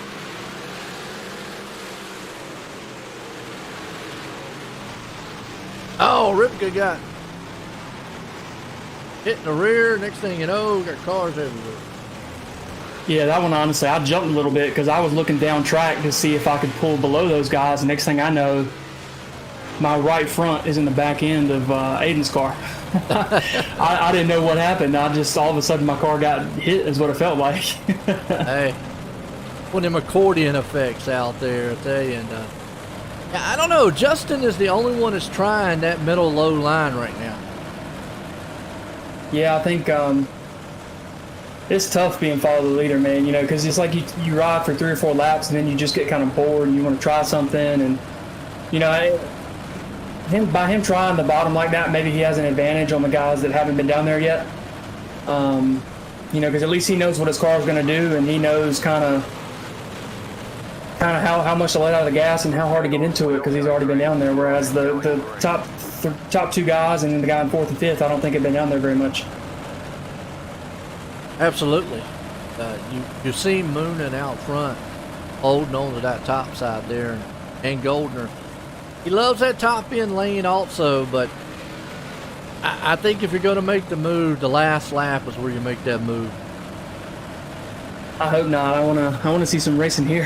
I don't want to be following the leader for the next 7 or 8 laps. As far as for a Goldner's sake, if he makes it too early, he's going to open the door for Justin and Nicholson and could lose more than second place. Very true. Very true. It's almost like those Talladega slingshots. You don't want to make that move too early or you're going to get ran back over again. It's always usually out of turn 4 going to the triangles on the last lap and coming to the checker. Watch how it pans out. Pace truck, lights off, jumps off into the pit road. Green flag. Moonen does get a jump, and Justin gets a good little run on the inside there of both of them. But he's stuck down low because Nicholson, man, he puts it on the back end of Goldner. So the top 3 nose to tail up top. Steve Nicholson. Here comes old Vic. Man, I tell you what, he's not giving up. He may have a potato, but he's got a bad, fast fried potato. And he sees old Nicholson pounding the wall. Vic might get his 3rd place back here. Got 4 to go. Nicholson keeps driving like that, he will. He is all over the place. A wiggle worming. Oh, Goldner gets into the wall some. Boy, that checks it up. Nicholson throws the slide job. Now Goldner's got to go back on the defense, and he does. Takes it back and then climbs the wall. Goldner. Oh, wow. All race long and second. And then just like that, done. Caution out. Now green, white check. Made it back up to 3rd. Yeah, I would have liked to get around Nicholson. We might go single file here, but hopefully Moonen and Nicholson race each other. Wow. I think y'all scared Goldner. That's what it was. Well, I think him getting into the wall on the backstretch kind of messed up his entry into 3, and then Nicholson threw a slider, and it was just kind of all downhill from there, right? You know, especially from a driver's perspective, if you're running a line for the entire race and then you aren't able to run that line, you know, you don't really have any experience down there in that slick on this racetrack, you know, because every racetrack's a little different. Bring that up a lot on the NASCAR side. Just curious, the guy that might lead, dominate earlier in the race, then he gets marred back in 3rd or 4th place, and you see him not able to come back up through. He don't know what his car is going to do in traffic. He doesn't know because he's been out front in that clean air. And kind of like Moonen up here, he's been out front, but if he gets in trouble a little bit, to see. So yeah, good point.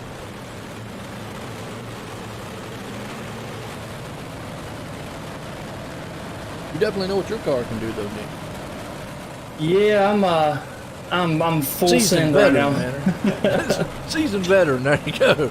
Yeah, I'm not gonna throw a slider like I did early in the race because that didn't work out too good for me. But lights off on pace truck. Here we go. Essentially about a green-white checkered here, folks. Pace truck's in. Moonen gets that good jump. See Victory down low though. Right, because here comes Justin Sick. He's going to try to up track just a little bit. They able to hold on to it. Nicholson. Yeah, he held on. Coming out of turn 3. 4. White flag. One more time, and Justin Sick throws the slider on the inside of Nick. That's the battle for second. Nick's got that run off the turn, though. Can Justin maintain out of 4? Is he going to be able to get it done? No, it's going to be all Victory. Holding him off, and Justin Sick holds off Bowers for 3rd place, but Kyle Moonen wins it. What a wild, wild finish to this one here, folks. Some of these guys up here and get a word.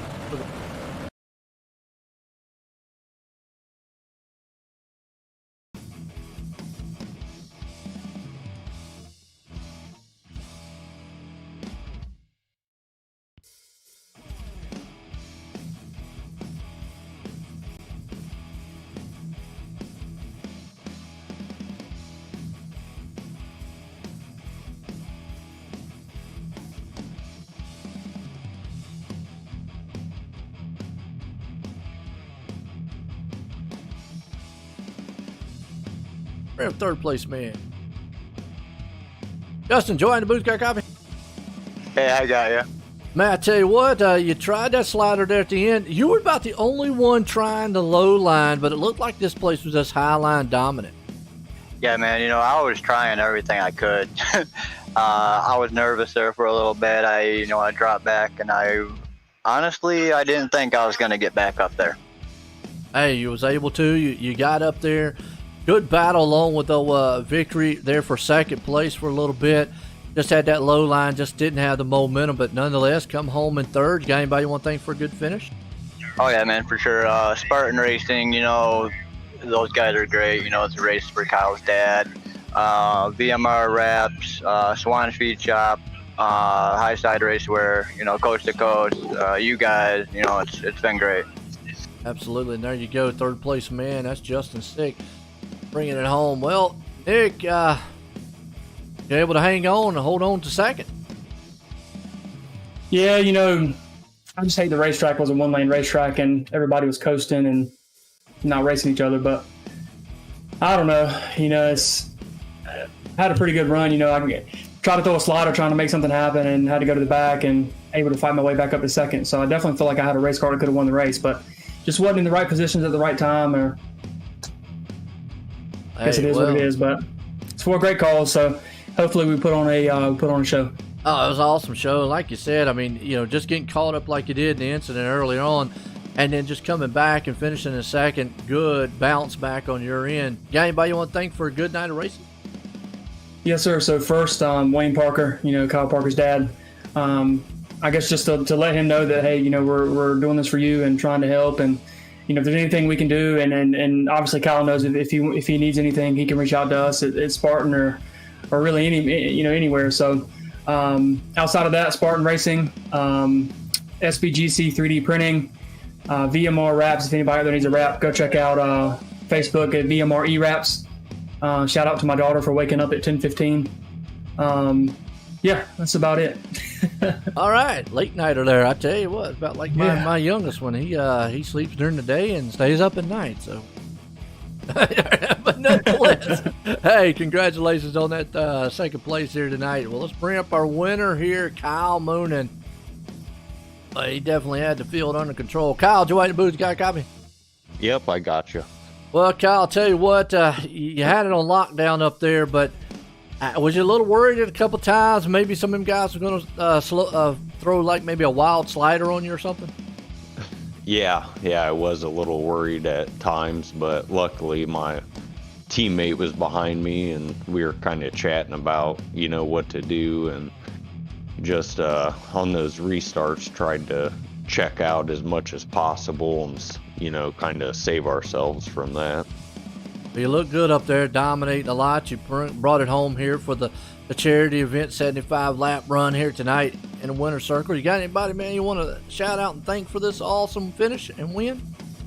Just all the guys at Bandy Built and Steven, he was running in second. It kind of sucks right there, what happened to him, but worked out. And, it's cool that Roger and Preston and everyone else in the league put this on for Kyle Parker and his family. That's terrible. I hate seeing that stuff happen to anyone. So glad they did this, and that's cool. And thank you guys for the broadcast and everyone else that helped put the race on. I know there was a few other sponsors. I think Lance Ripka did a wrap or something like that, and some other people, so thanks to all of them and appreciate it.